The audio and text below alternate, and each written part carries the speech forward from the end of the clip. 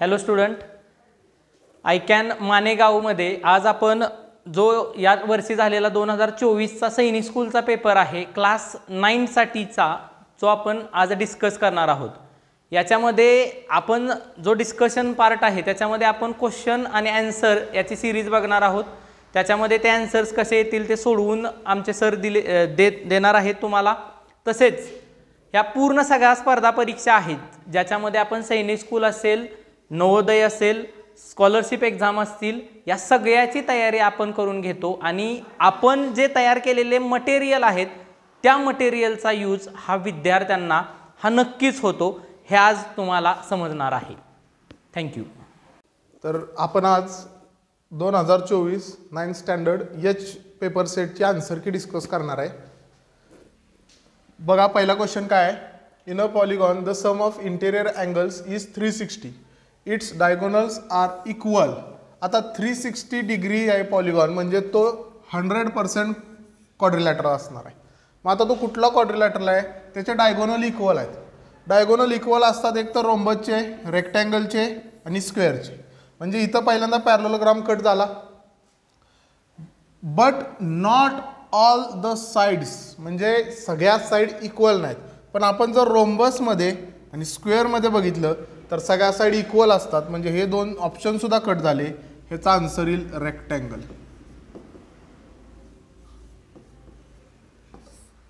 Next second question काय दिलाय बघा, if the circumference of circle is 88 then the area of circle is. Circumference of circle काय formula असतो, 2πr is equal to 88। हे जर solve केलं that is r is equal to 88 divided by 2 into 7/22। 22 1 जा 22 4 जा 4 1 जा 4 2 जा, रेडियस आली 14 सेंटीमीटर।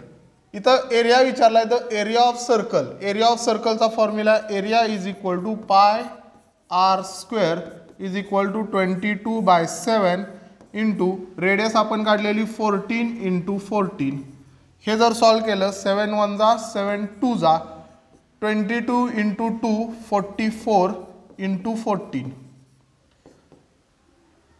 14 4 जा 56, 14 4 जा 56 plus 5 61 centimetre square. Option number 3। Next question 3,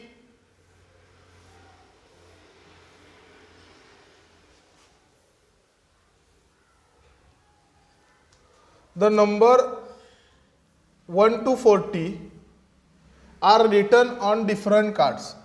This is the probability question and kept in the box. One card is pick up from the box. What is the possibility that the card shows perfect square? 1 to 40 मध्ये किती perfect square आहेत, 1 4 9 16 25 and last 36। 1 2 3 4 5 6 perfect square number आहेत। 6 out of 40 that is equal to 3/20. The probability of getting perfect square is 3/20. Option number C. Next question, question number 4. 6 identical pipes can fill a tank in 1 hour. म्हणजे 6 पाईपला 1 hour लागतो। 1 hour 30 minutes. How long will it take fill the tank if 3 pipes stop working after filling half tank? म्हणजे 6 पाईपनी तो half tank भरलेला आहे। त्या 6 identical pipes half hour साठी चालू आहेत, म्हणजे हाफ टँक भरण्यासाठी 1 hour 30 minutes लागतात। फुल टँक भरण्यासाठी 1 hour 30 minutes, म्हणजे हाफ टँक भरण्यासाठी 45 minutes लागणार, 45 minutes लागणार। आता त्याच्यानंतर काय झालं की 3 पाईप्स वर्किंग स्टॉप केलं, म्हणजे राहिलेल्या 3 पाईप्सना तो राहिलेला अर्धा टँक भरायला टाइम डबल लागणार, म्हणजे हे 45 आणि त्या पाईपचे 90 minutes असे मिळून 135 minutes, म्हणजे 3 पाईप्सना 135 minutes लागणार। Option number A.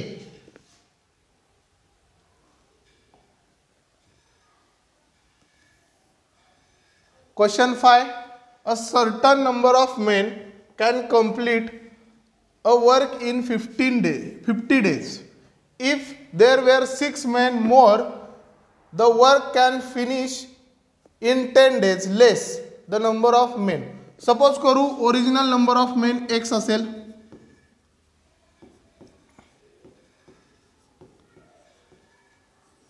let the original number of men x, त्या x मेनला 50 डेज लागतात बरोबर. त्यात 6 मेन ॲड झाले म्हणजे x + 6 झाले, तर त्यांना ओरिजिनल डे पेक्षा 10 डेज लेस लागतात म्हणजे डेज झाले 40. This is the indirect proportion.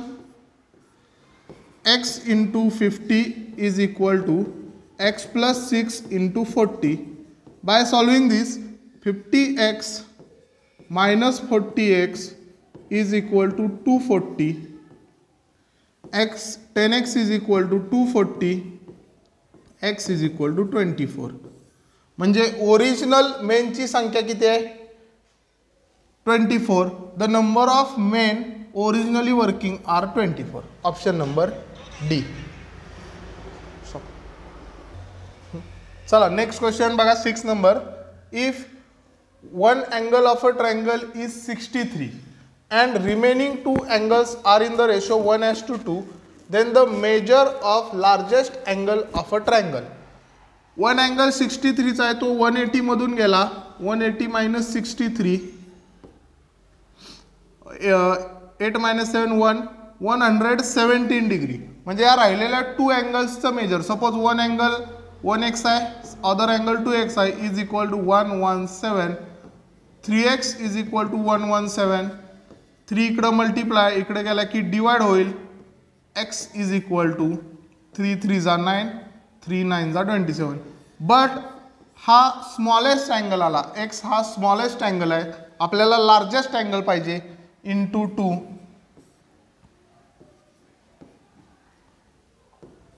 78 degree. Option 3. Next question, question number 7. A/B/C/D is equal to 1:2:3:4 3:5. Then the value of, इथं काय करायचं, जे काय डायरेक्ट रेशो दिलेत, A चा रेशो 1 आहे, B ची 2 आहे, C 3 आहे आणि D 5 आहे. हे आहे असे इथं A B C च्या व्हॅल्यू सपोज करून पुटअप करायच्या. आपण जर पुटअप केलं A² 1 चा square 1 plus B² 4 plus C² 9 divided by B² 4 plus 9 plus 25. आणि हे सॉल्व केलं तर डायरेक्टली आपल्याला आन्सर भेटून जाईल. 9 + 5 40. 5 इज इक्वल टू 14.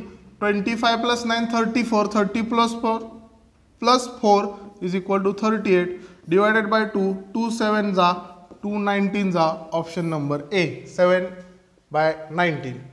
चला next question, question 8. Atul drives a car at a speed of 48 km/h and starts his journey from his hometown 132 km away from residence at 9 a.m. At what time will he reach his home time? Here distance is equal to 132 km, speed is equal to 48 km/h. Here first we find time is equal to distance upon speed. After finding time, the time is add in 9 a.m. we get 11:45 a.m. Question number next 9. If the point 30 and 04 are joined, then what will be the area of triangle? Here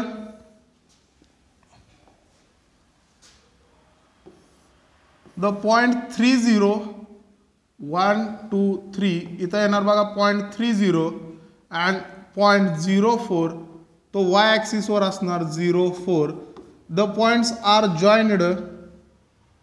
The triangle becomes is right angle triangle whose base is 3 and whose height is 4. The area of triangle is 1/2 base into height, 2 1 जा 2 2 जा 2 3 जा 6 square unit. Next question number 10.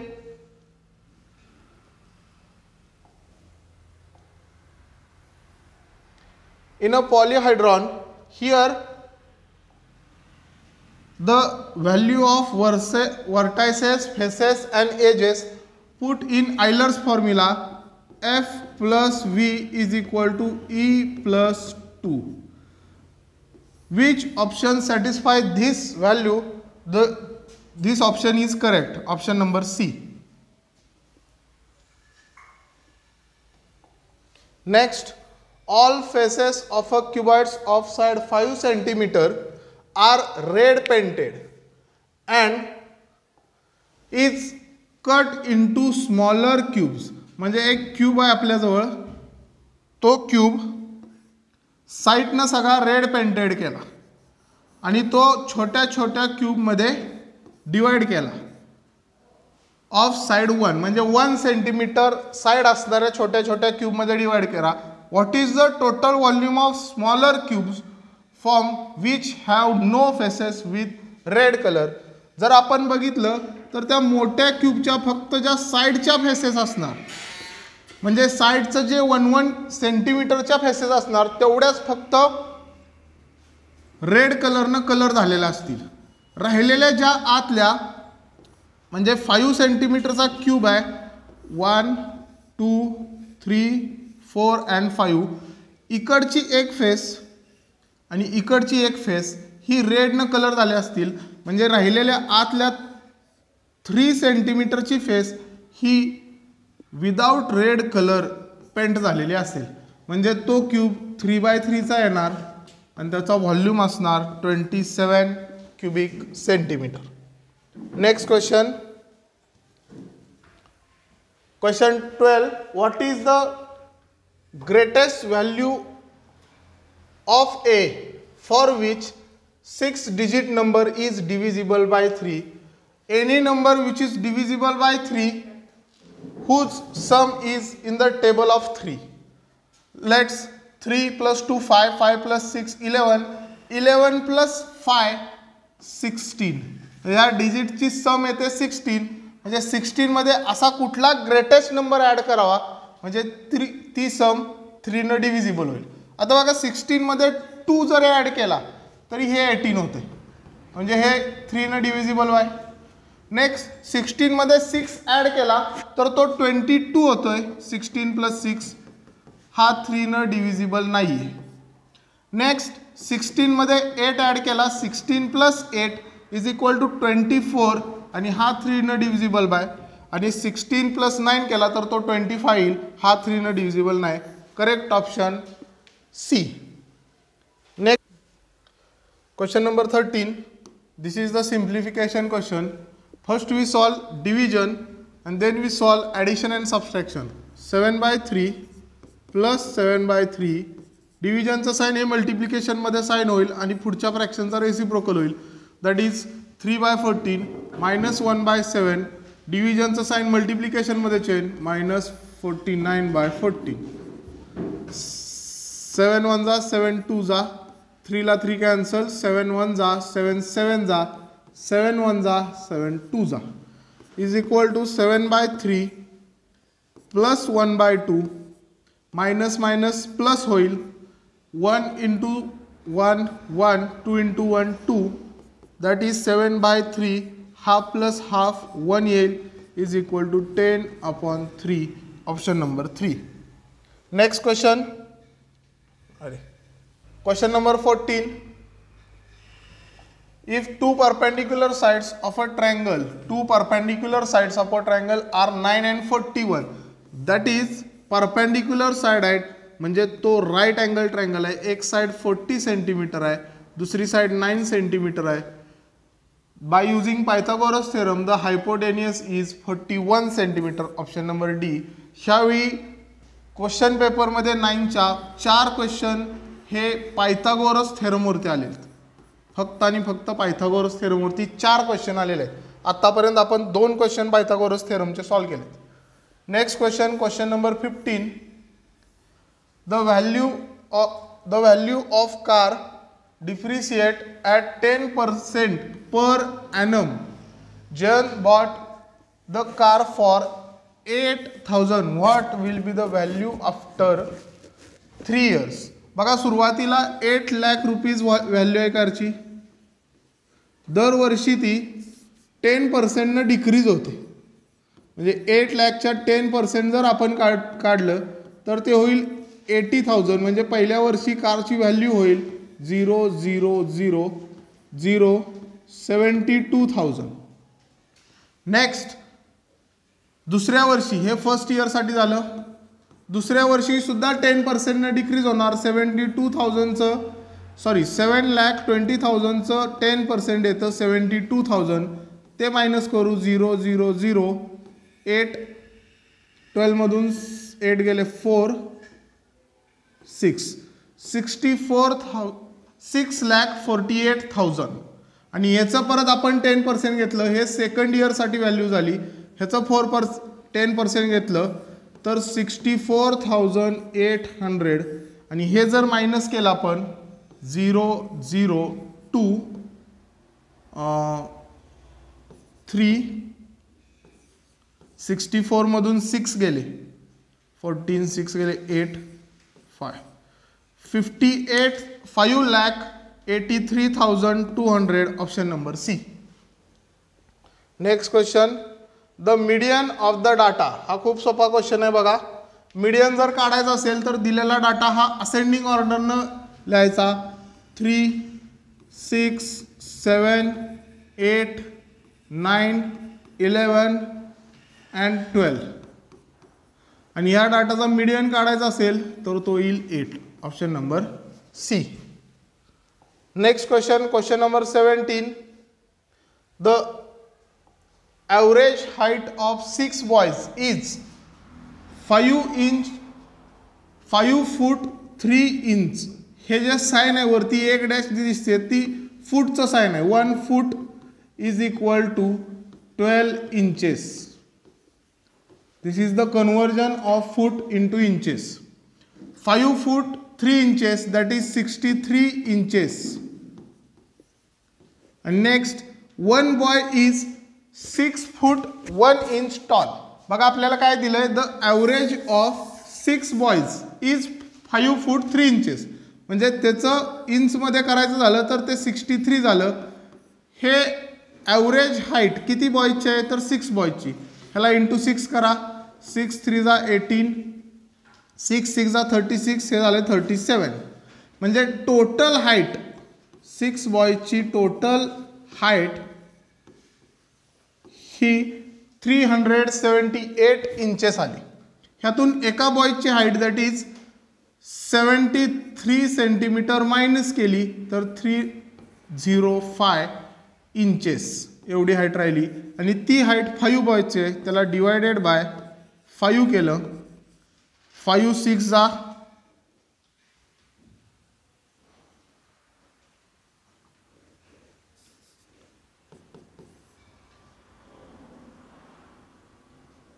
2 मिनिटं pause करा.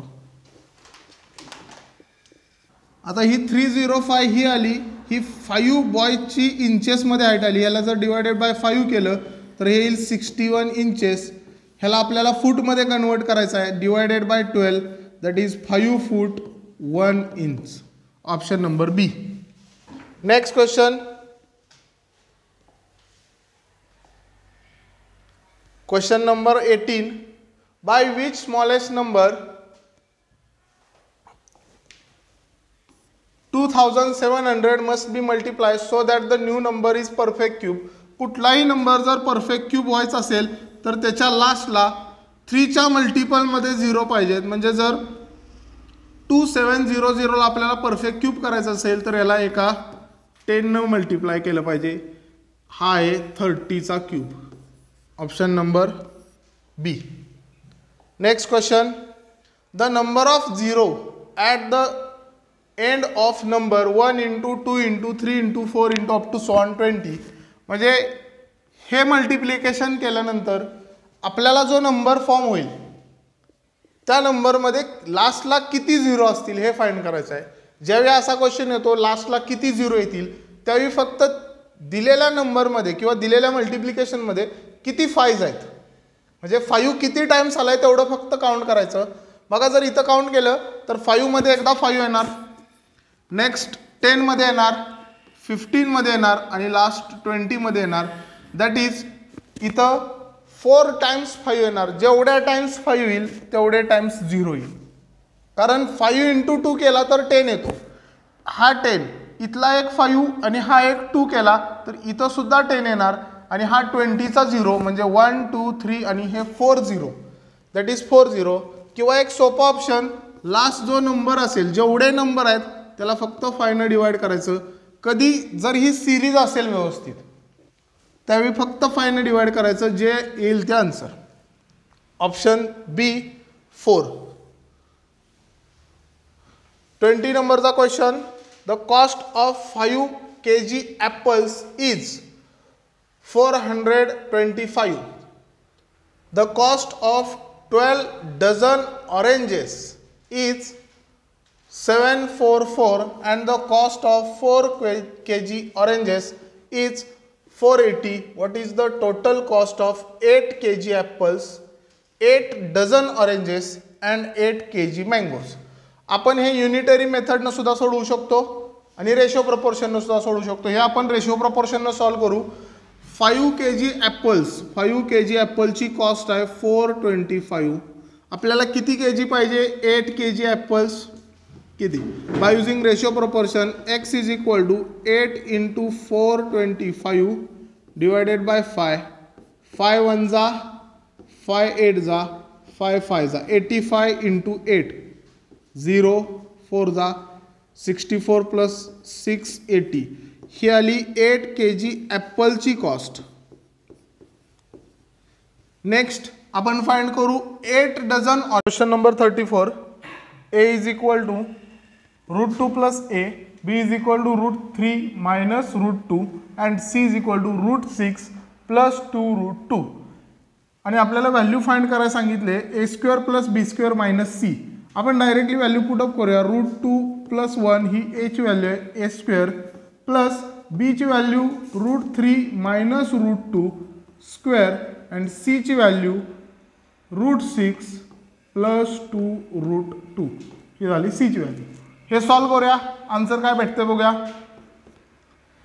a plus b bracket square that is 2 plus 2 √2 plus 1 plus 3 minus 2 √6 plus 2 आणि minus ब्रॅकेटमध्ये sign plus आहे sign change होईल √6 minus 2 √2. 2 √2 ला 2 √2 cancel होईल. हे प्लस आहे ते मायनस आहे. 2 plus 1 3 3 plus 3 6 6 plus 2 8 minus 2 √6 minus √6 is equal to minus 3 √6 आणि करेक्ट ऑप्शन आहे option number 2 8 minus 3 √6. Next question number 35. आपल्याला हे फक्त a² मायनस b² ही आयडेंटिटी माहिती पाहिजे. आयडेंटिटी काय असते बघा. a² minus b² is equal to a plus b and a minus b. ह्याच्यात जर व्हॅल्यू पुटअप केल्या म्हणजे हा पूर्ण हा a कन्सिडर करा, हा पूर्ण b कन्सिडर करा. जर त्यात व्हॅल्यू पुटअप केल्या तर आपल्याला आन्सर काय निघते बघा आपण. a² मायनस b² हा a² हा b² a प्लस b म्हणजे पहिला प्लस दुसरा that is equal to 2.5a minus 3.5b plus 3.5a minus 2.5b. हा झाला a प्लस b. नेक्स्ट ब्रॅकेटमध्ये काय येईल बघा. a मायनस b येईल. नेक्स्ट ब्रॅकेटमध्ये a minus b that is 2.5a minus 3.5b minus इथं मायनस होणार म्हणजे 3.5 हा मायनस येणार आणि 2.5b हा प्लस येणार. कारण ब्रॅकेटच्या बाहेर जर मायनस साइन असेल तर आतले साइन चेंज होतात. ॲडिशन करूया बघा. 2.5 plus 3.5 that is 6a minus 6b. हा पहिला ब्रॅकेट आला. दुसऱ्या ब्रॅकेटमध्ये 2.5a minus 3.5a minus 1a, that is minus a. 3.5b plus 2.5, that is minus b. इथं बघा मायनस कॉमन निघतंय, मी दोन्ही ब्रॅकेटमधून मायनस कॉमन काढतो, इथून 6 कॉमन काढतो. आन्सर येईल a मायनस b आणि a plus b, that is equal to 6a square minus 6b square. Option number 4, 35चा ऑप्शन नंबर 4 आन्सर आले. Next question, question 36. If 30% of a plus b is equal to 50% of a minus b, then a adds to b. हे आपण linear equation ने सुद्धा solve करू शकतो आणि direct ratio proportion ने सुद्धा सॉल्व करू शकतो. आपण लिनियर इक्वेशन इन 2 व्हेरिएबल ने सॉल्व करू. 30% that is 30/100 a plus b is equal to 50% म्हणजे 50/100 into a minus b is equal to, solve करूया, 0 0 3/10 a plus b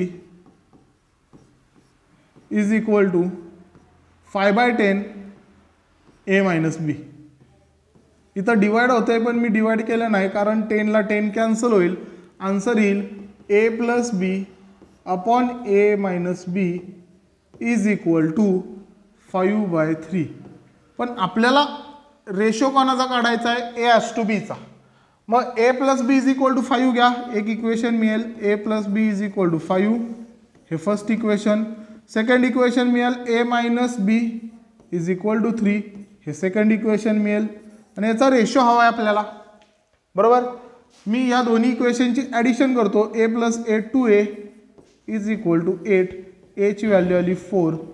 he value कुठल्याही एका इक्वेशनमध्ये पुटअप करा, b ची व्हॅल्यू 1 येऊन जाईल, म्हणजे a ॲज टू b हा रेशो 4:1 येऊन जाईल. कळालं हे क्वेश्चन. नेक्स्ट क्वेश्चन बघू आपण. सिंपल क्वेश्चन आहे बघा, 37 नंबरचा क्वेश्चन. काय क्वेश्चन सांगतोय, क्यूब रूट ऑफ 27 हे आलं 3, cube root of 27 that is equal to 3 minus 2 into cube root of 8 म्हणजे 2 आला, आणि प्लस क्यूब रूट ऑफ 125 हा आला 5. हे सॉल्व करूया.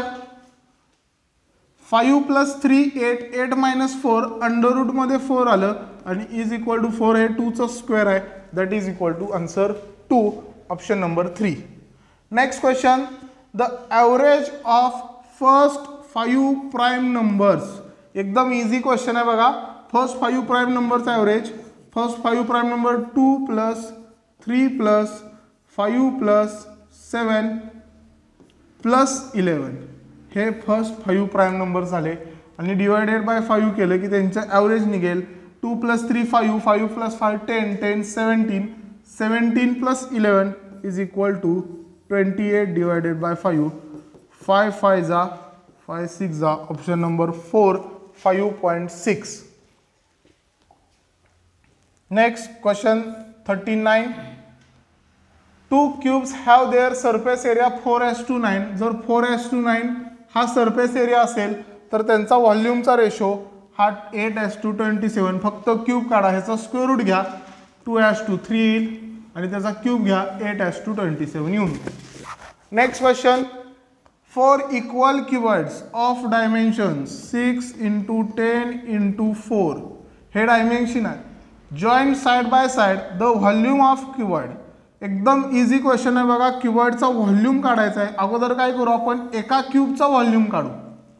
अगोदर एका क्यूबचा व्हॉल्यूम काढू आणि त्याला 6 न मल्टिप्लाय करू, दॅट इज 10 × 6 × 4. हा एका क्यूबचा व्हॉल्यूम येईल. 4 6 जा 24 × 10 240 सेंटीमीटर क्यूब. हा 1 क्यूबचा व्हॉल्यूम आला. ह्याला जर आपण 4 इक्वल क्यूब्स दिलेत म्हणजे 4 न मल्टिप्लाय केलं तर व्हॉल्यूम येईल 960 सेंटीमीटर क्यूब किंवा cubic centimetre, option number 4. Next question, question number 41. हा क्वेश्चन लिनियर इक्वेशन इन 1 व्हेरिएबलनं सॉल्व करता येतो बघा. Ritu is 4 years younger than his brother. Ritu ही त्याच्या ब्रदरपेक्षा 4 वर्षानं मोठी आहे. वरुण हा तिचा ब्रदर आहे ऋतू. सपोज करूया की वरुणचं एज एक्स असेल, ऋतूचं एज एक्स प्लस 4 येणार. After 5 year the sum of their age. आता ऋतूचं एज 5 इयर्स नंतर एक्स प्लस 9 होईल, कारण 5 इयर्स इन्क्रीज होईल. वरुणचं एज 5 इयर्स नंतर एक्स प्लस 5 होईल आणि यांच्या एजची सम 70 आहे. That is 2x is equal to 70 minus 14. 2x is equal to 56, x is equal to 28. पण x हे एज कोणाचं निघालं? वरुणचं निघालं. आपल्याला एज कोणाचं पाहिजे? ऋतूचं पाहिजे. 28 plus 4 is equal to 32 years. Option number 4. Next question, question 42. Out of certain number of marbles 3/5 are red. म्हणजे काहीतरी टोटल नंबर आहे. सपोज करू total number of marbles x आहे, बरोबर. त्यातले 3/5 रेड आहेत, म्हणजे राहिलेले 2/5 हे अदर कलरचे असणार. एक्सचे जे 2/5 असतील ते अदर कलरचे. हाफ ऑफ द रिमेनिंग 2/5च्या हाफ हे 1/5 येतं. 2/5च्या हाफ काय येतं? 1/5. 1/5 हे ग्रीन आहेत. The number of green marble, म्हणजे ग्रीन मार्बल हे 12 आहेत.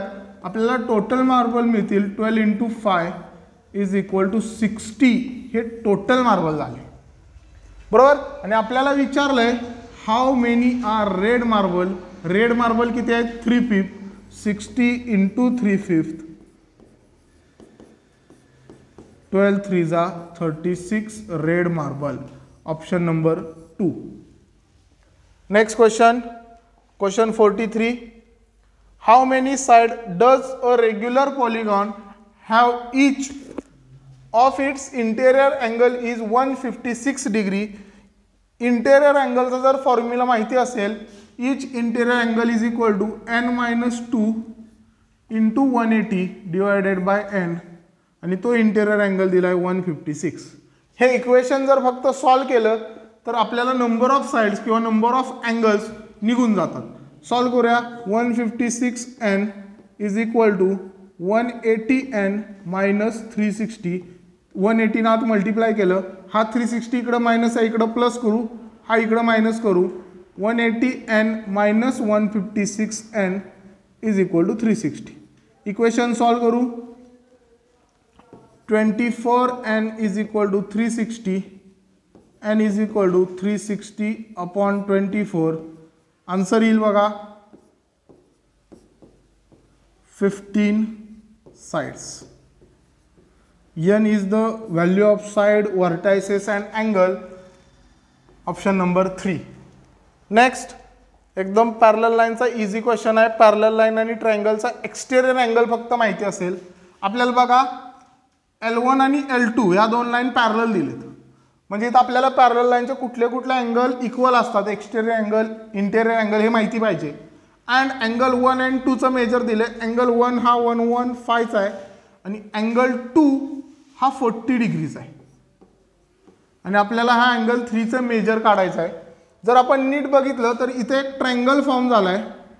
ह्या ट्रायंगलमध्ये 3 हा एक्सटेरियर अँगल आहे. जर आपल्याला एक्सटेरियर अँगल माहिती पाहिजे असेल, एक्सटेरियर अँगलचं मेजर पाहिजे असेल, तर त्या इंटेरियर अँगलच्या सम एवढं असतं.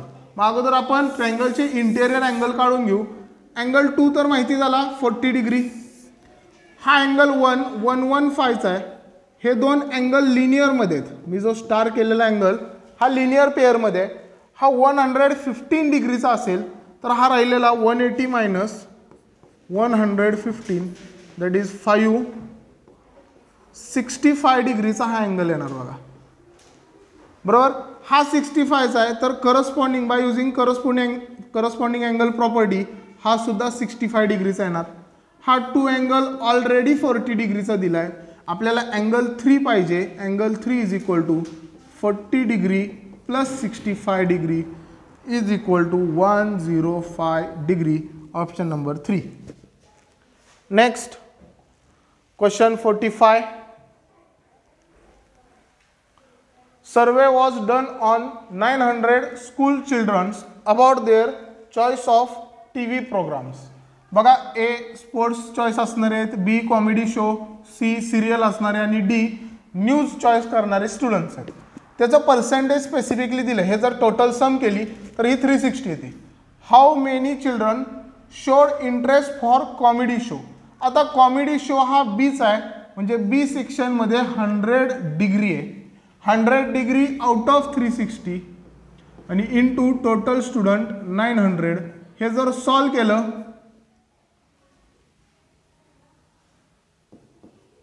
18 2 जा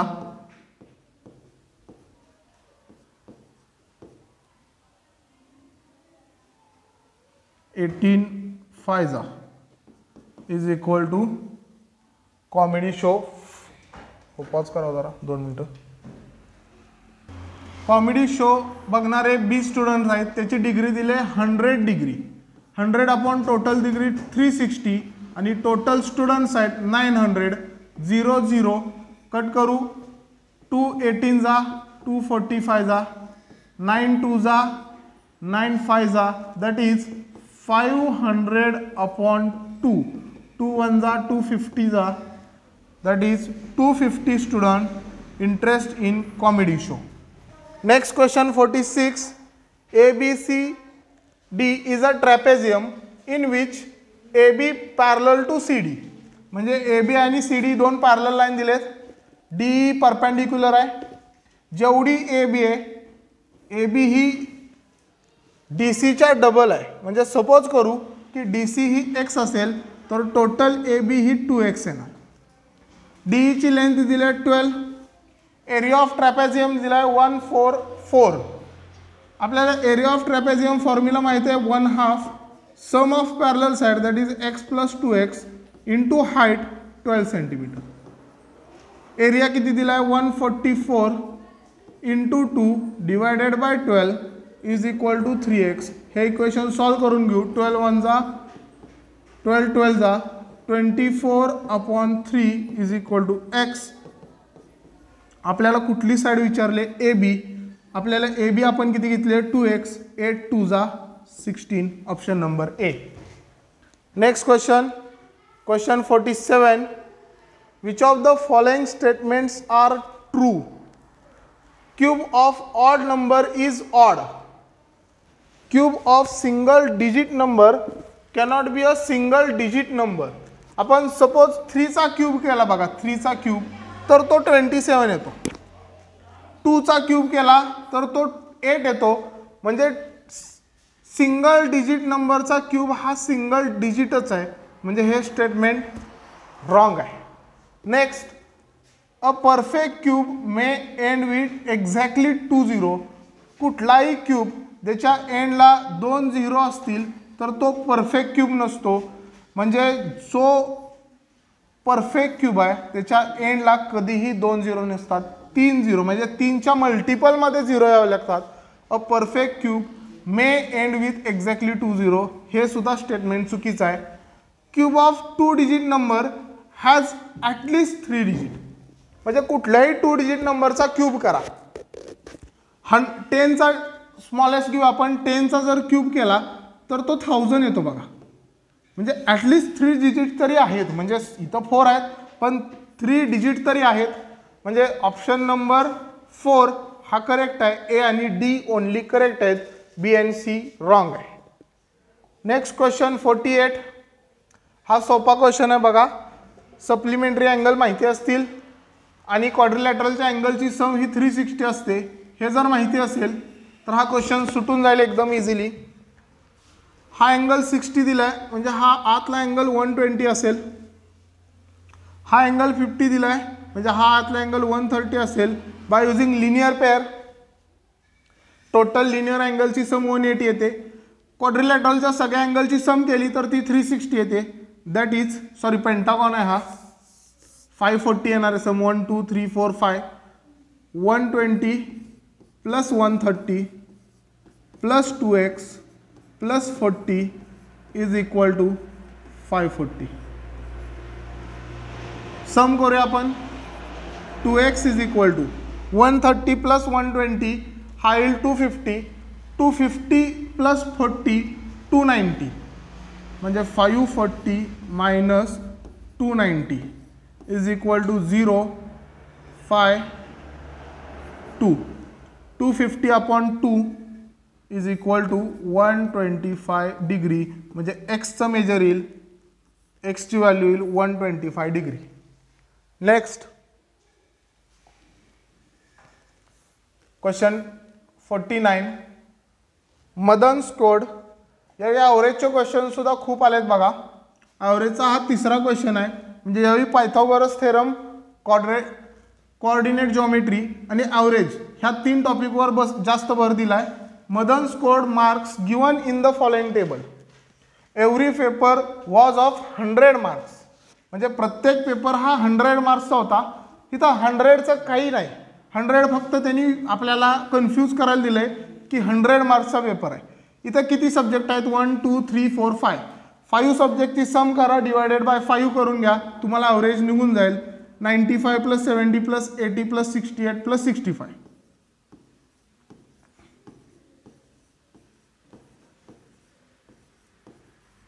सम येईल 5 plus 8 13, 13 plus 2 15 plus 5 20 2 6 12 14 plus 8 22 plus 7 29 plus 9 38 divided by total subject 5 76 average marks आहेत त्याला. आणि लास्ट क्वेश्चन हा थोडा क्वेश्चन वेगळा होता बघा, कन्फ्युजिंग होता. ऑप्शन वरती दिलेले नव्हते, काही जणांनी बऱ्याच जणांनी सी ऑप्शनला डायरेक्ट टिक केली, कारण हे फक्त पायथागोरस ट्रिपलेट नाही आहे. पायथागोरस ट्रिपलेट जर व्हायचं असेल तर मोठ्या नंबरचा स्क्वेअर हा रिमेनिंग 2 नंबरच्या स्क्वेअरचे ॲडिशन एवढा आला पाहिजे, म्हणजे 5चा square 25 is equal to 16 plus 9 हे येते बघा. सेम 13चा square is equal to 12 square plus 5 square, 10 square is equal to 8 square plus 6 square. फक्त ह्या ट्रिपलेटमध्ये आपल्याला पायथागोरस ट्रिपलेट सॅटिस्फाय होत नाही, पण हा ऑप्शन सी हे आन्सर नाही आहे. ऑप्शन 4C हे करेक्ट आन्सर आहे.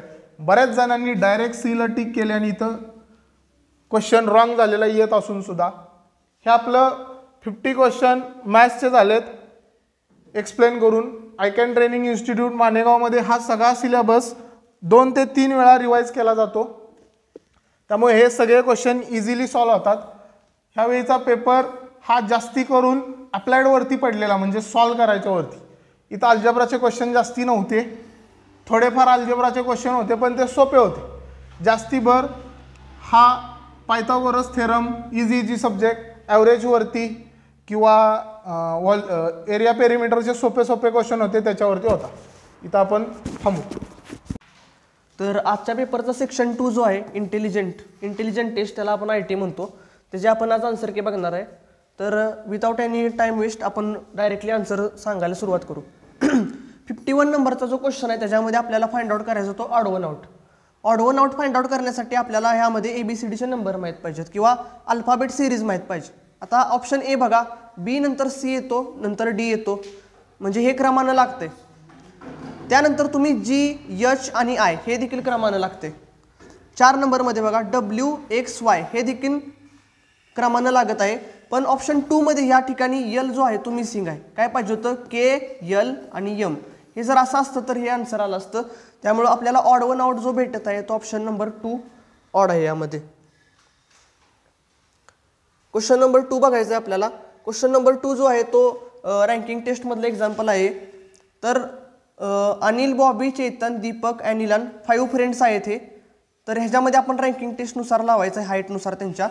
Anil is shorter than Bobby, म्हणजे ए ची हाईट जी आहे ती बारकी आहे कुणापेक्षा, बॉबीपेक्षा, म्हणजे बी हा मोठा असणार आहे ए पेक्षा. बट टॉलर दॅन ई, पण हा ए जो आहे तो ई पेक्षा काय आहे, मोठा आहे, म्हणजे ई बारका असणार आहे. चेतन इज टॉलेस्ट, म्हणजे सी जो आहे, चेतनला आपण सी म्हणू, चेतन इज टॉलेस्ट, सगळ्यात मोठा जो आहे या ठिकाणी तो सी आहे, Chetan. Deepak is shorter than Bobby, हा बॉबी आहे त्याच्यापेक्षा छोटा बारका आहे, कोण आहे तो, दीपक. आणि लास्ट स्टेटमेंट दिलं आहे की Deepak is shorter than Bobby या ठिकाणी झालं, अँड टॉलर दॅन अनिल, पण अनिलपेक्षा जो आहे तो थोडासा उंचीनं काय आहे, दीपक जास्त आहे, मोठा आहे. मग आपण जर क्रमानं बघितलं तर त्यांनी विचारलंय who is the middle with the respect to their height. आता सर्वात मोठा आपल्याला या ठिकाणी दिसत आहे सी, सी नंतर 2 नंबरला दिसत आहे बी, त्याच्यानंतर दिसत आहे डी, ए आणि ई. आता मिडलला जर आपण बघितलं तर काय येत आहे, दीपक. त्यामुळे ऑप्शन नंबर 3 आहे ते या ठिकाणी करेक्ट आहे. क्वेश्चन नंबर 53 हा कॅलेंडरचा क्वेश्चन आहे. आपल्याला यामध्ये काय करायचं आहे, 12 मार्चला कोणती तारीख येणार आहे फाइंड आउट करायचं आहे. त्याच्या आधी आपल्याला एक महत्त्वाची गोष्ट बघायची आहे की 2004 हे लीप इयर आहे का. जर 2004 लीप इयर असेल तर त्यामध्ये फेब्रुवारी मंथमध्ये किती डेज असणार आहेत, टोटल 29 डेज असणार आहेत. आपल्याला किती दिलेलं आहे, एक दिवस आधीपासून दिलेला आहे. आपण काय काढायचं मग आता, रिमेनिंग डेज फाइंड आउट करायचे. रिमेनिंग म्हणजे राहिलेले दिवस. आपल्याकडे किती दिवस राहतील, एक दिलेला आहे आणि 29 महिना असतो, म्हणजे टोटल 28 दिवस आपल्याकडे शिल्लक आहेत. आणि हे झालं फेब्रुवारीचं. आता आपल्याला दिलेलं आहे मार्चचं. मार्चमध्ये किती दिवस दिलेत त्यांनी, 12 दिवस. काय करायचे, यांची टोटल रिमेनिंग डेज आहेत ते फाइंड आउट करण्यासाठी आपण ॲडिशन करून घेऊया. तर यांची ॲडिशन येत आहे 40. टोटल रिमेनिंग डेज मिळाले आपल्याला 1 फेब्रुवारीपासून 12 मार्चपर्यंत. तर ह्या 40ला आपण डिवायडेड बाय किती करायचं आता, 7. का 7, तर 7 दिवसापैकी आपल्याला एक वार शोधायचा आहे यामध्ये, त्यामुळे आपण 7 ने करणार. 7 5 जा 35, म्हणजे रिमेनिंग किती मिळाला आपल्याला, 5. हा जो रिमाइंडर असतो तो दिलेल्या क्वेश्चनमध्ये दिलेल्या डेमध्ये काय करायचा असतो, ॲड करायचा असतो. मग वेनसडे प्लस 5 जर केलं तर आपल्याला या ठिकाणी आन्सर मिळत आहे संडे. त्यामुळे ऑप्शन ए जो आहे तो बरोबर आहे. आता 56 नंबरचा क्वेश्चन हा एकदम सिंपल क्वेश्चन आहे.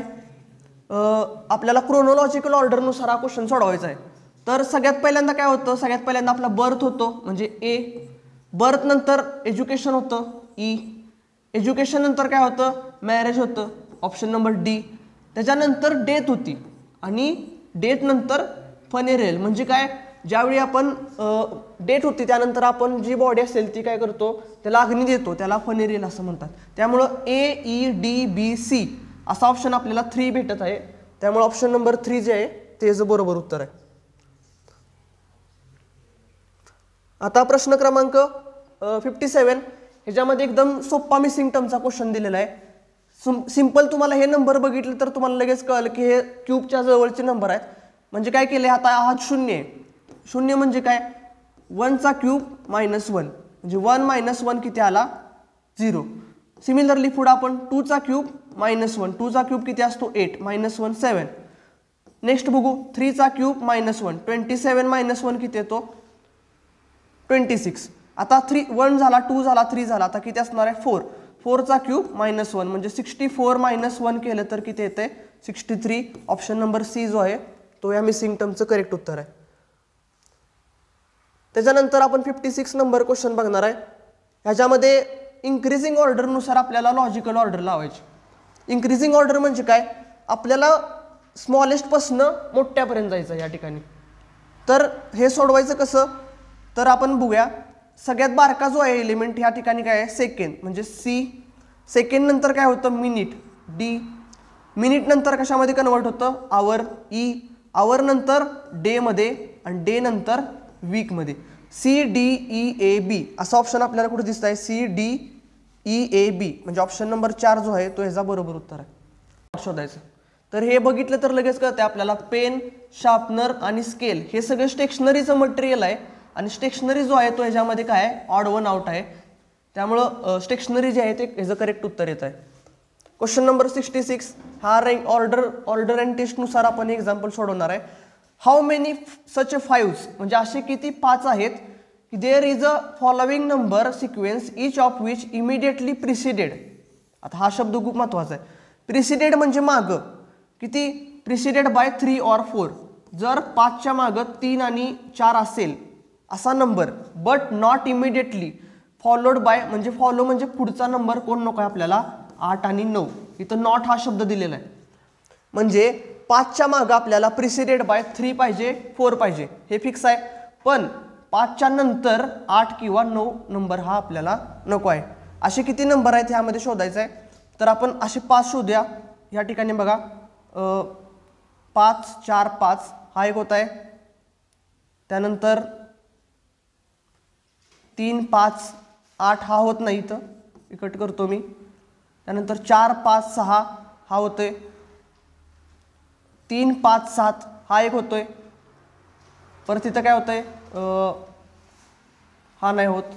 इथं होतंय बघा 5 4 2 आणि 5 3 1, म्हणजे 1 2 3 4 आणि 5 असे टोटल आपल्याला 5 नंबर जे आहेत ते भेटत आहेत. त्यामुळे ऑप्शन नंबर सी जो आहे तो याचा बरोबर उत्तर आहे. आता हा सिंपल प्रश्न आहे. यामध्ये काय करायचं आपल्याला, वॉटर इमेज फाइंड आउट करायचे आहे. तर हे जर डायरेक्टली तोंडी उत्तर आहे ते तुम्ही बघू शकता. इथून आपण जर डॉटेड लाईन काढली, याला टॉप बॉटममध्ये डिवाइड केलं आणि जर रिप्लेस केलं तर हे जी वॉटर इमेज जी आहे ती खालच्या साईडला कशी दिसणार आहे, ऑप्शन नंबर सी दिसणार आहे. स्टॉप केलं.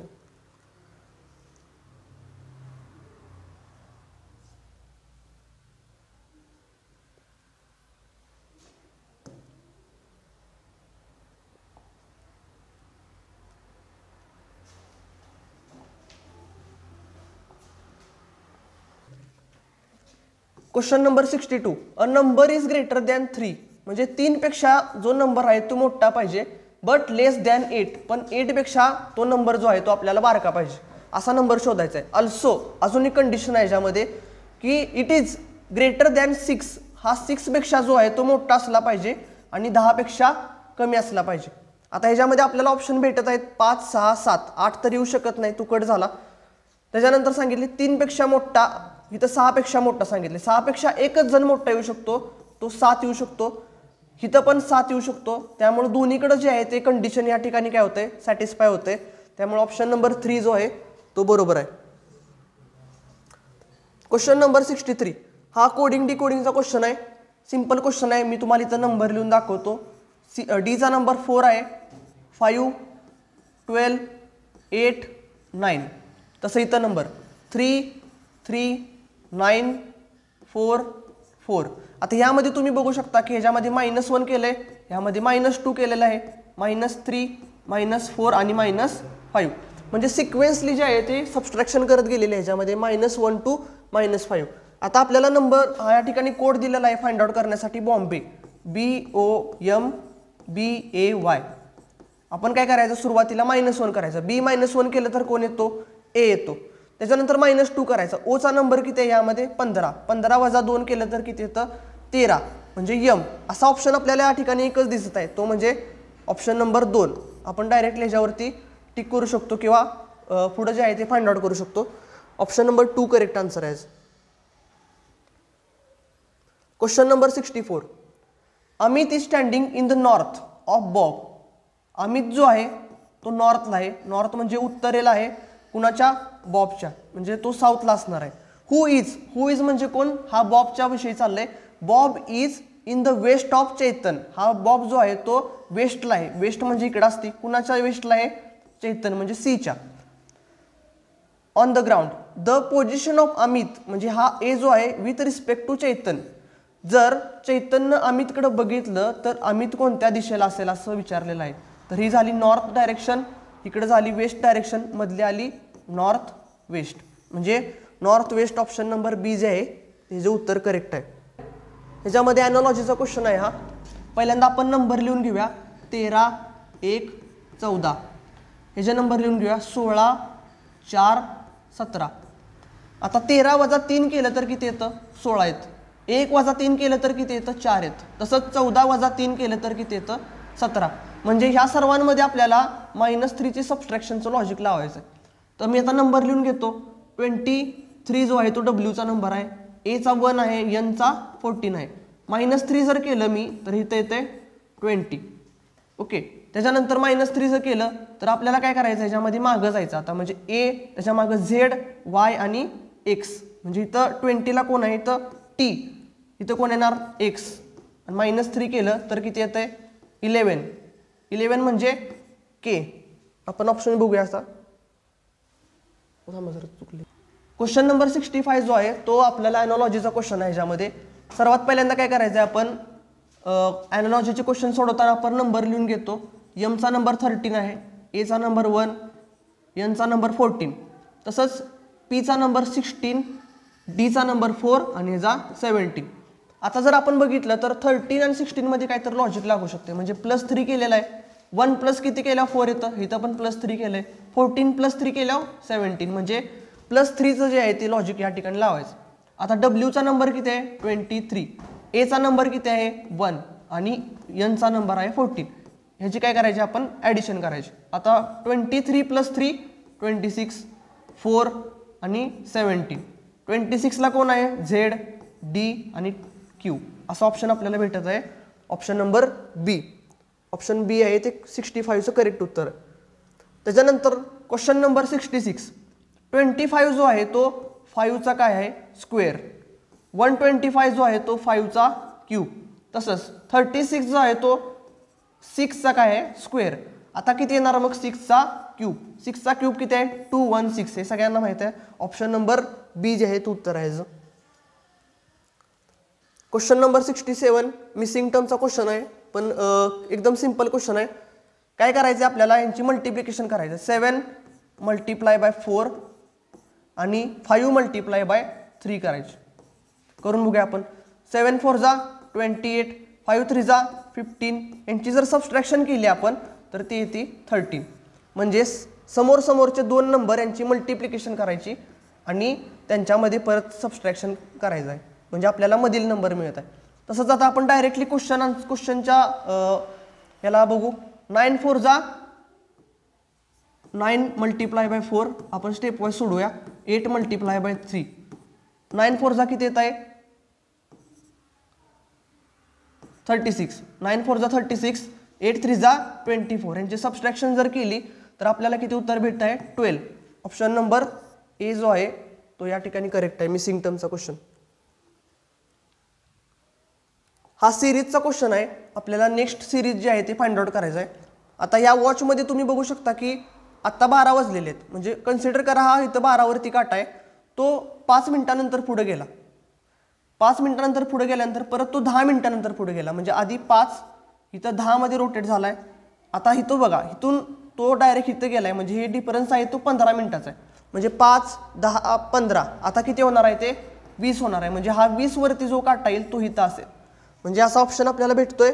ऑप्शन नंबर डी जो आहे तो याचं करेक्ट उत्तर आहे. Option D. 68 क्वेश्चन आपल्याला कळालेला आहे. आता आपण 69 क्वेश्चनमध्ये जाणार आहे. 69 क्वेश्चन एकदम सिंपल आहे. हा पण मिसिंग नंबरचा क्वेश्चन आहे. काय करायचं आपल्याला हा नंबर आणि हा नंबर यांची काय करायची मल्टिप्लिकेशन. 5 × 3 यांची मल्टिप्लिकेशन केली तर किती येत आहे 15. आणि आपल्याला 19 उत्तर काढायचं तर आपण काय करायचं हा खालचा जो नंबर आहे 4 तो याच्यामध्ये ॲड करायचा. उत्तर येतं आहे 19. सिमिलरली आता आपण डायरेक्टली क्वेश्चन फिगर बघू.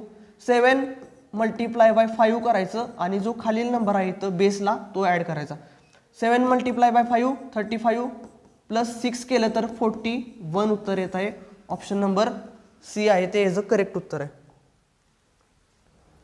नेक्स्ट क्वेश्चन आहे ॲनॉलॉजीचा. हा पण खूप सिंपल क्वेश्चन आहे. ह्याच्यामध्ये 3चा स्क्वेअर आपल्याला सगळ्यांना माहिती आहे किती येतो 9. 3चा स्क्वेअर 9 येतो, पण आपल्याला उत्तर किती 11 पाहिजे आहे. मग आपण काय करणार +2 करतो म्हणजे 11 येईल. तसंच आपण सेम इथं लॉजिक लावून बघू. 7चा स्क्वेअर किती येणार 49 +2 जर केलं तर किती येत आहे 51. आपल्या ऑप्शनमधील आहे म्हणून ऑप्शन नंबर डी जो आहे तो करेक्ट आहे. आता हा क्वेश्चन आहे तो पण ॲनॉलॉजीचा आहे. ह्याच्यामध्ये तुम्हाला रिव्हर्स अल्फाबेट नंबर माहीत पाहिजे. म्हणजे काय बीचा जो अपोजिट नंबर आहे किंवा अल्फाबेट आहे तो वाय आहे. म्हणजे बीचा अपोजिट वाय, वायचा अपोजिट बी. तसं टीचा अपोजिट कोण आहे जी. तर असा नंबर आपल्याला माइंड आउट पाहिजे. म्हणजे बीचा नंबर अल्फाबेटमध्ये किती आहे 2. तसंच जीचा अल्फाबेट नंबर किती आहे 7. म्हणून ऑप्शन नंबर 2 जो आहे तो बरोबर उत्तर आहे. अपोजिट अल्फाबेट सिरीजचं लॉजिक या ठिकाणी लावायचं. आता या ठिकाणी एक रूल लागतोय बघा असा. स्टार काढतो मी इथं.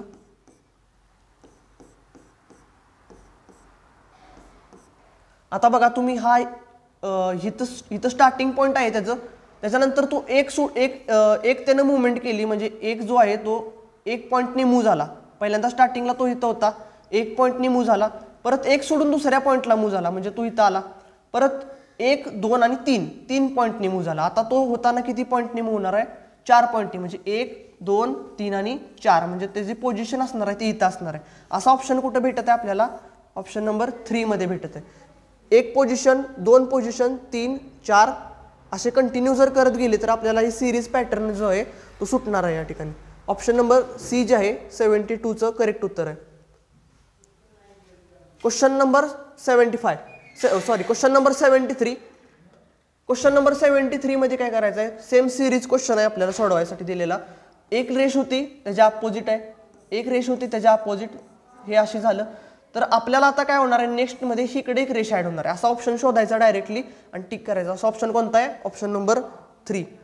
73चं उत्तर आहे सी. 74 मध्ये आपल्याला डिक्शनरीनुसार अरेंजमेंट करायचे क्वेश्चनची.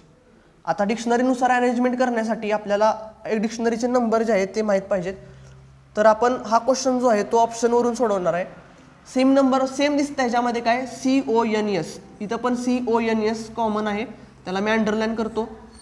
त्याच्यानंतर आपल्याला नंबर बघतोय यूचा नंबर किती आहे? 21. सीचा नंबर आहे 3. इथं पण सीचा नंबर आहे 3. ईचा नंबर आहे 5. इथं पण ईचा नंबर आहे एस नंतर 5. अल्फाबेटमध्ये सर्वात पहिल्यांदा येतो 3, त्याच्यानंतर येतो 5 आणि त्याच्यानंतर येतो 21. म्हणजे एवढं फिक्स झालंय की सगळ्यात शेवटी जो आहे तो ए येणार आहे. असा ऑप्शन कोणता आहे? सी आणि डी दोनच ऑप्शन आपल्याकडे शिल्लक राहिले. बरोबर.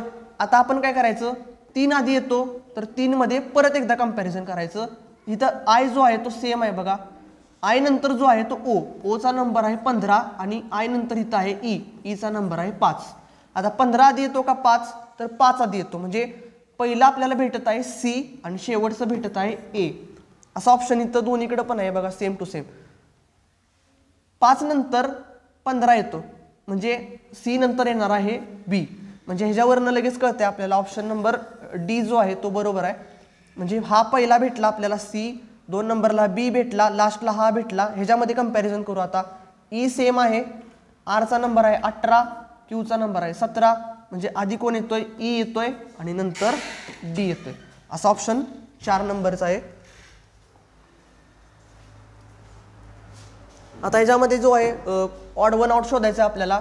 हे सर्व नंबर जे आहेत ते प्राईम नंबर्स आहेत. 63 जो आहे तो कंपोजिट नंबर आहे, त्यामुळं ऑड वन आउट जो आपल्याला भेटत आहे तो 63 ऑप्शन असलेला ऑप्शन नंबर 4. या ठिकाणी IT चा सर्व पेपर सोडवून झालेला आहे. तुमचा जो स्कोर असेल तो कमेंटमध्ये कळवा आपल्याला. IT मध्ये कुणाला आउट ऑफ असतील त्यांनी. थँक्यू. हॅलो स्टुडंट, आता आपण सैनिक स्कूलला झालेला क्लास 9 साठीचा जो पेपर आहे त्याचं जनरल सायन्स या सब्जेक्टचं डिस्कशन करणार आहोत. आता जनरल सायन्समध्ये क्वेश्चन्स होते ते क्लास 8च्या सिलेबसवरती किंवा सिलेबसच्या रिलेटेडच असतात. पहिला क्वेश्चन जर आपण बघितला तर arrange the rolling, sliding and static friction in increasing order. आपल्याला हे जे फ्रिक्शन आहेत, friction means what? Friction means resistance. एखादी बॉडी जर मूव्ह होत असेल तर ती बॉडी मूव्ह होत असताना, सो बॉडी इज मूव्हिंग, त्या बॉडीला काय अपोजिशन आहे, कुठला जास्त अपोजिशन आहे. So friction in increasing order. Increasing ऑर्डरमध्ये जर फ्रिक्शन होत असेल तर ते कुठला ऑप्शन याचा करेक्ट येतो? तर सर्वात जास्त लक्षात ठेवा, सर्वात जास्त इनक्रीजिंग आहे हे सर्वात जास्त फ्रिक्शन हे स्टॅटिक फ्रिक्शन असतं. त्याच्यानंतर मीडियम असतं ते स्लायडिंग फ्रिक्शन असतं. आणि त्याच्यानंतर एखादी बॉडी रोलिंग होत असेल तर रोल असणार आहे, म्हणजे बॉल असेल तर बॉलला फ्रिक्शन खूप कमी असतं. अदरवाईज आपण स्टॅटिक फ्रिक्शन आहे ह्याच्यामध्ये स्टॅटिक फ्रिक्शन हे खूप जास्त असतं. सो इनक्रीजिंग ऑर्डरचा विचार केला तर फ्रिक्शन हे स्टॅटिक हे जास्त असतं, त्याच्यानंतर स्लायडिंग आणि त्याच्यानंतर आहे rolling. So option number 2 is a correct answer. त्याच्यानंतर नेक्स्ट क्वेश्चन आहे तो आहे which of the following is not a rabi crops. यापैकी कोण रब्बी क्रॉप्स नाही आहे. आपण जर पूर्ण प्लांटचा स्टडी केला तर त्याच्यामध्ये व्हीट, पी आणि मस्टर्ड हे रब्बी प्लांट आहेत. आपल्याला जर तुम्ही बघत असाल तर क्वेश्चन पेपरमध्ये जो नॉट हा वर्ड आहे त्याच्या खाली अंडरलाईन केलेले आहे. सो आपण ते व्यवस्थित बघून घ्यायचं आहे. Which of the following is not a rabi crops.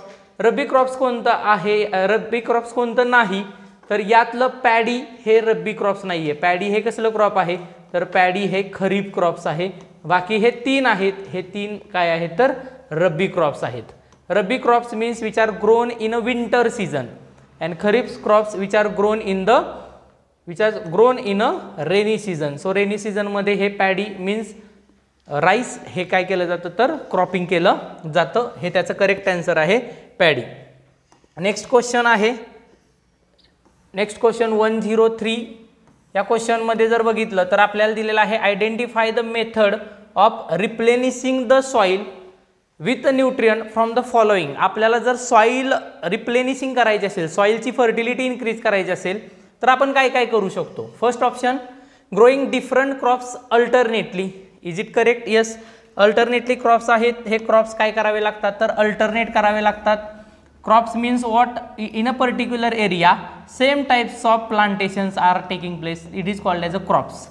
So 1 year one and another year alternate crops घ्यायचे.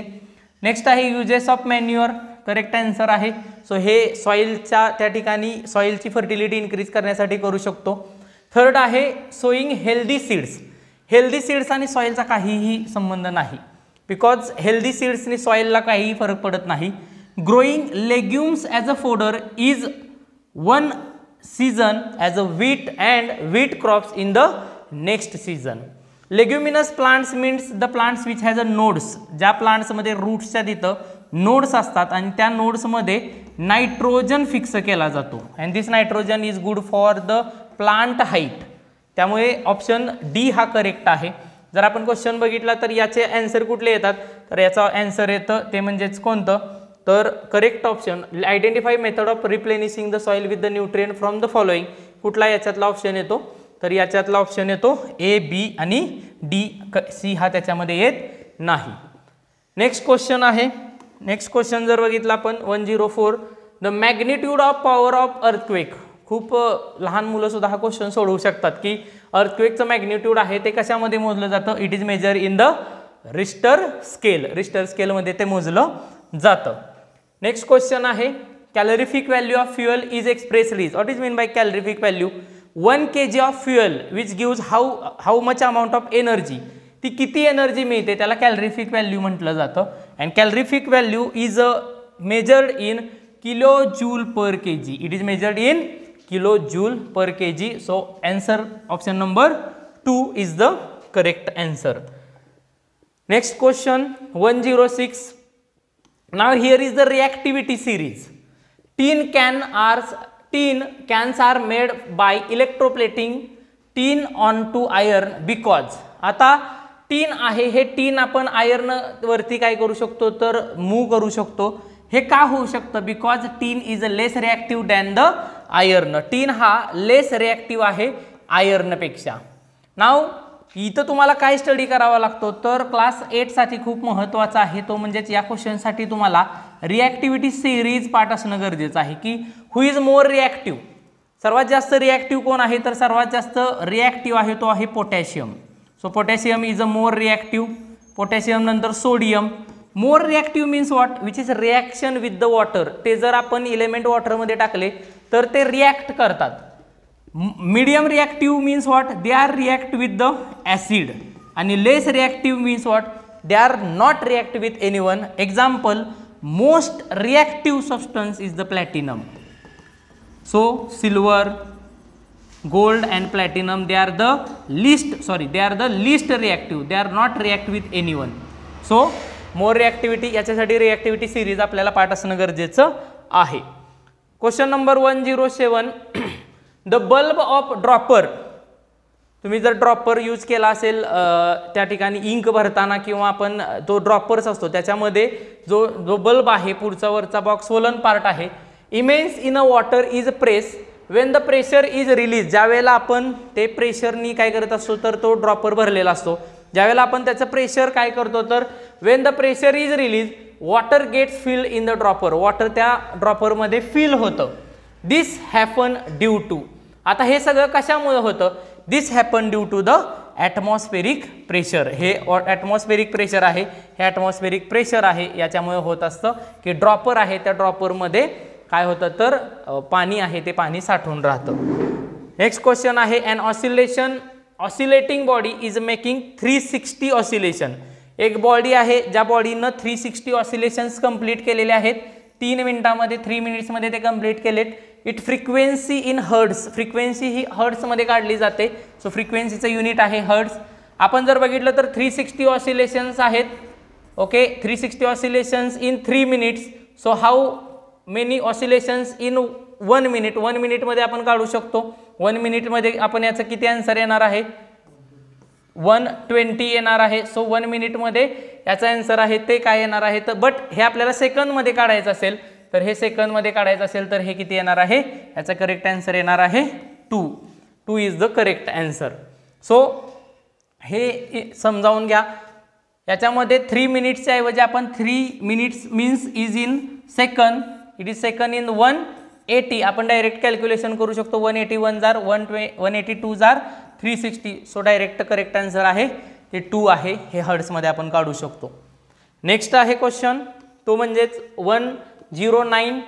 या क्वेश्चनमध्ये काय दिलंय, a person who is standing 2 metre in front of plane mirror. Refraction of light नावाचा topic आहे ज्याच्यामध्ये आपल्याला मिररचा study करावा लागतो. आपण ज्यावेळेला आपल्या घरामध्ये आरशासमोर उभं राहतो तो प्लेन मिरर असतो. त्याच्याबद्दल हा क्वेश्चन आहे. A person who is standing 2 metre in front of plane mirror. एखादा पर्सन 2 मीटर पुढे उभा आहे प्लेन मिररच्या.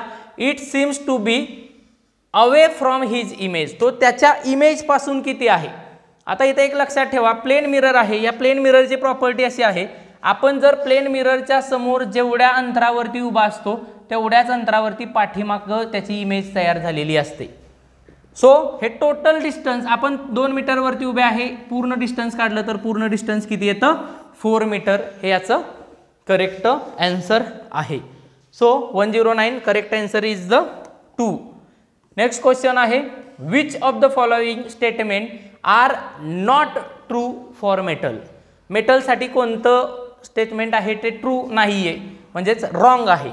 पहिला option, metals are good conductor of heat and electricity. Yes, मेटलमधून कंडक्टर आहे, गुड इलेक्ट्रिसिटी आणि हीट कंडक्ट होऊ शकते. The property of metal bye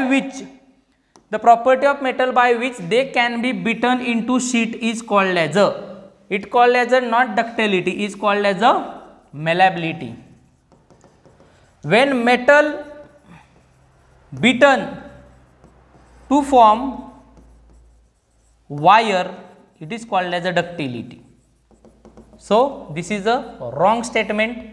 Here ductility, here is a malleability. So wrong statement आहे B. तिसरा statement आहे, metal produce ringing sound so they are said to be the sonorous. Yes, it is a correct. ज्यावेळेला metal आहेत, आपण जे ringing bell use केली जाते, ही जी ringing bell आहे ही मेटल पासून बनलेली असते, त्यामुळे त्याचा साऊंड प्रोड्यूस होतो. And this property is called as a sonorous. And in general metallic oxides are acidic in nature. So हे जे क्वेश्चन आहे याच्यामध्ये आपल्याला नॉट ट्रू शोधायचं होतं, कोणते ट्रू नाही आहेत. सो याच्यामध्ये जो डी ऑप्शन आहे, in general metallic oxides are acidic in nature. No, metallic oxides they are alkaline in nature, ते ॲसिडिक नसतात. त्यामुळे बी आणि डी हे रॉंग स्टेटमेंट आहेत. सो ऑप्शन इज द, ह्या क्वेश्चनचं ऑप्शन आहे ते आहे option number 3. B and D are the incorrect. So याचं इनकरेक्ट कोणतं आहे हे आपण शोधलेलं आहे. त्याच्यानंतर नेक्स्ट क्वेश्चन जर आपण बघितला, polythene and PVC are example of. आता पॉलिथिन आणि PVC काय आहे तर polythene and PVC they are the petrochemicals आहेत. आणि त्याचंच एक्झाम्पल आहे थर्मोप्लास्टिक. जे प्लास्टिक आपण रिसायकल करू शकतो त्याला थर्मोप्लास्टिन्स म्हणलं जातं. आणि थर्मोप्लास्टिनचे हे 2 एक्झाम्पल आहेत, ते आहे पॉलिथिन अँड PVC. हे 2 एक्झाम्पल आहेत. हे कशाचे आहेत तर थर्मोप्लास्टिनचे आहेत. सो ऑप्शन नंबर 1 हे करेक्ट आन्सर आहे. त्याच्यानंतर नेक्स्ट आहे क्वेश्चन. हा क्वेश्चन महत्त्वाचा आहे. Increase in height during puberty. प्युबर्टीमध्ये हाईट इन्क्रीज होते, ह्युमन ऑर्गॅनिझम्समध्ये ग्रोथ होते. ही जी होणारी ग्रोथ आहे ही कशामुळे होते असा क्वेश्चन आपल्याला विचारलेला आहे. पहिला आहे, genes inherited from mother only. मदरकडून जीन्स गेल्यामुळे हाईट वाढते का तर नाही. ज्यावेळेला एखादा ह्युमन ऑर्गॅनिझम तयार होतो, it is a mixing of 2 male and female gametes असतात. सो पहिला ऑप्शन आहे, हा पहिला ऑप्शन त्या ठिकाणी काय आहे तर करेक्ट नाही आहे. Eating right kind of food and exercise. Eating right kind of food आणि एक्सरसाइज हा एक ऑप्शन आहे, बट करेक्ट ऑप्शन कोणता, तर exercise and genes inherited from the parents. आपल्याकडे जीन्स कोणाकडून आलेले आहेत? पॅरेंट्सकडून आलेले आहेत. ह्या पॅरेंट्सकडून आलेले जीन आणि त्याच्यासोबत जर एक्सरसाइज असेल तर हाईट इन्क्रीज होते. ओनली जर food, eating right kind of food and genes याचा काही उपयोग नाही आहे. एक्सरसाइज गरजेचे आहे. विदाउट एक्सरसाइज हाईट इन्क्रीज होऊ शकत नाही. सो याचं करेक्ट आन्सर आहे ते answer number 3. Next question, consider the following statement. आपल्याला काही स्टेटमेंट दिलेले आहेत आणि या स्टेटमेंटमध्ये आपल्याला काय विचारलेलं आहे? Select the correct answer. यातलं आपल्याला काय शोधायचं आहे? तर करेक्ट आन्सर शोधायचं आहे. पहिला तर पॉईंट आपल्याला दिलेला आहे, endocrine glands release hormone into the blood stream to reach a target site. Endocrine glands, आपल्या बॉडीमध्ये 2 प्रकारचे ग्लँड्स असतात, एंडोक्राइन आणि एक्झोक्राइन. एंडोक्राइन ग्लँड्स म्हणजे काय? या ग्लँड्सनी सिक्रिशन्स केल्यावरती ते डायरेक्ट ब्लडमध्ये सिक्रीट होतं. एक्झोक्राइन ग्लँड्स म्हणजे काय? या ग्लँड्सनी सिक्रिशन केलेलं डक्टमध्ये सिक्रीट होतं. एक्झाम्पल, आपल्या बॉडीमध्ये असणारी सलायवरी ग्लँड. सलायवरी ग्लँड ही काय आहे? तर ही एक्झोक्राइन ग्लँड आहे. आपल्या आईजमध्ये, डोळ्यामध्ये असणारी लॅक्रिमल ग्लँड्स.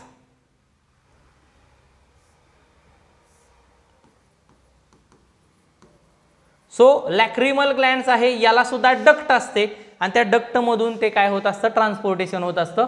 सो ऑप्शन नंबर ए हा करेक्ट आहे, कारण एंडोक्राइन ग्लँड्स ब्लड स्ट्रीममध्ये रिलीज होते, टार्गेट साइट्सपाशी जाऊन ते रिलीज होतं.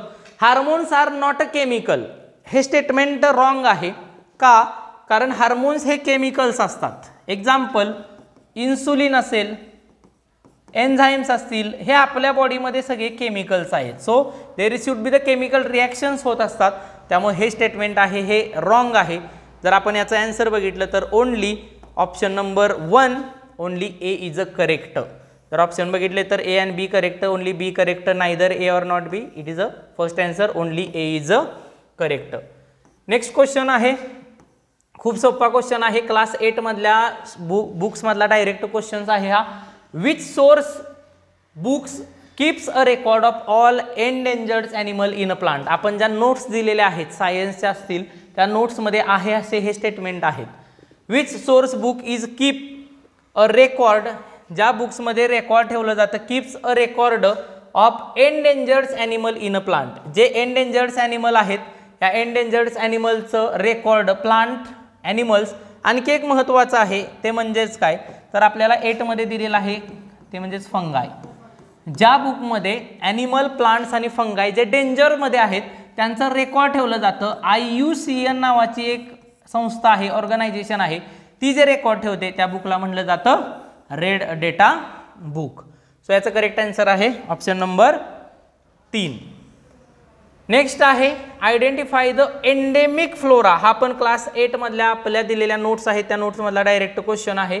Identify the endemic flora. Flora means plant आणि fauna means animal. So identify the endemic flora of the Pachmarhi biosphere reserve from the following.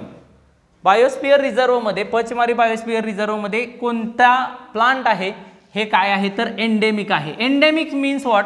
एंडेमिक्स means the plant which are available only that region. It is called as a endemic. So the correct answer is the साल and wild mango. These are the correct option of question number 115. So correct answer is option number 3. Next question आहे class 8 मधला topic आहे reproduction in organisms. त्या topic मधला हा question आहे. When fertilization does not occur, then the release egg and thickened lining of uterus is shed. It is called as a. सरळ सरळ option, सरळ सरळ उत्तर आहे याचं. It is called as a menstruation. या क्वेश्चनचा अर्थ काय? फिमेल बॉडीमध्ये जे युटेरस असतं, inside this uterus there is a present of lining and this lining is called as a endometrium lining. During each month inside this ovary there is a formation of egg cell are formed, and if this egg cell is not fertilized then it goes outside the body. In the female cycle it is called as a menstruation. त्याला म्हटलं जातं menstruation. पहिला point आहे, जर हे fertilisation झालं असतं तर हे प्रेग्नन्सी असते. First menstrual cycle it is called as a menarche. Stop of menstrual cycle at the age of 45 to 50. In female body 45 to 50 age menstrual cycle stop, it is called as a menopause. So here the correct answer is a menstruation. Next question number 117. आता असे questions असतात, याच्यामध्ये important काय असतं की तुम्ही एक match perfect केलं तर तुम्हाला याचं करेक्ट आन्सर सापडतं. जर आपण व्यवस्थित रीड केलं तर आपल्याला कदाचित काही काही गोष्टी हार्ड वाटू शकतात. जर तुम्ही इथं बघितलं तर त्याच्यामध्ये तुम्हाला कोक आहे, कोल टार आहे, कोल गॅस आहे, हे आपल्याला हार्ड वाटू शकतं. बट आपण शेवटचा जर एक ऑप्शन बघितला तर तो पेट्रोल आहे. आणि पेट्रोल याचं करेक्ट ऑप्शन काय येणार आहे तर पेट्रोलियम येणार आहे. जर आपण आता करेक्ट जर आपण याच्या आन्सर्समध्ये गेलो की कुठले कुठले आन्सर्स याचे येतात तर डीचं तिसरा ऑप्शन असणारं कोणतं आहे का तर डीचं तिसरा ऑप्शन असणारा हा एकच ऑप्शन आहे, तो म्हणजेच D3. सो 3 नंबरचा ऑप्शन आहे ना. आपण परत बघूया. ए कोक काय आहे तर almost pure form of the carbon आहे. कोक हा प्युअर फॉर्म आहे कार्बनचा. त्याच्यानंतर आहे कोल टार काय आहे तर कोल टार पासून नॅफ्थॅलिन्स बॉल्स बनवले जातात जे आपण यूज करत असतो. कोल गॅस आहे हा कशासाठी वापरला जातो. It is obtain during the processing of coal to get coke. कोलपासून कोक तयार करताना आपल्याला जो गॅस मिळतो त्याला कोल गॅस म्हटलं जातं. आणि चौथा ऑप्शन ज्याच्यावरून आपण आन्सर काढू शकतो ते म्हणजे पेट्रोल हे पेट्रोलियमचं प्रोडक्ट आहे. So option number 3 is the correct answer. Next आहे अ कंबसिबल सबस्टन्स. क्लास 8 मध्ये combustion and spontaneous combustion, temperature, ignition temperature याच्यावरती आपल्याला पॉईंट्स दिलेले आहेत NCERT मध्ये. सो क्वेश्चन काय आहे, अ कंबस्टिबल सबस्टन्स कॅचेस फायर. एक सबस्टन्स आहे जो काय करतोय तर फायर कॅच करतोय as long as its temperature is. एखादा सबस्टन्स तो फायर कधी कॅच करेल त्याच्या टेम्परेचरपेक्षा जास्त तो करेल, त्याच्यापेक्षा टेम्परेचरला तो कमी टेम्परेचरला तो फायर कॅच करणार नाही. Equal to or higher than the ignition temperature. एखादा सबस्टन्स असेल त्याचं इग्निशन टेम्परेचर असतं. इग्निशन टेम्परेचर म्हणजेच काय, a substance which catch fire. मग हा सबस्टन्स फायर कधी कॅच करणार आहे त्याच्या कंबशिबल टेम्परेचर एवढं और त्याच्यापेक्षा जास्त असेल तर तो फायर कॅच करणार आहे. इक्वल ऑर लेस सुद्धा नाही, हायर दॅन सुद्धा ऑप्शन येत नाही. So option number 4 is the correct answer. Next question आहे तो आहे क्वेश्चन नंबर 119. खूप सोपा पेपर होता. Which of the following are or is or are present in only in plant cell. Plant सेलमध्ये कोणते कोणते प्रेझेंट असतात. आपण जर सेल टॉपिक आहे या सेल टॉपिकमध्ये जर बघितलं तर आपल्याला हे सगळे डिटेल्समध्ये पॉईंट आहेत. जर प्लांट सेल असेल तर प्लांट सेलमध्ये आउटर मेम्ब्रेन आहे, ह्या आउटर मेम्ब्रेनला सेल वॉल म्हटलं जातं. ॲनिमल सेल आणि प्लांट सेल मेम्ब्रेन आहे हे ॲनिमलमध्ये पण सापडतं आणि प्लांटमध्ये सुद्धा सापडतं. आपल्याला विचारले ओनली प्लांट सेलमध्ये कुठलं प्रेझेंट आहे. क्लोरोप्लास्ट विच फॉर्म्स फोटोसिंथेसिस, ज्याच्यामुळे फोटोसिंथेसिस होतं आणि ज्या फोटोसिंथेसिसमुळे प्लांट आहेत ते स्वतः फूड तयार करतात. सो क्लोरोप्लास्ट आणि सेल वॉल हे प्लांट सेलमध्ये प्रेझेंट आहे. न्यूक्लिअर मेम्ब्रेन हे प्लांटमध्ये पण प्रेझेंट असतं आणि ॲनिमलमध्ये सुद्धा प्रेझेंट असतं.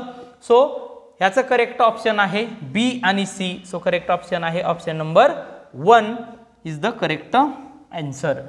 नेक्स्ट आहे given below are the different stages in the life cycle of frog. आपल्याला फ्रॉगची लाईफ सायकल आहे.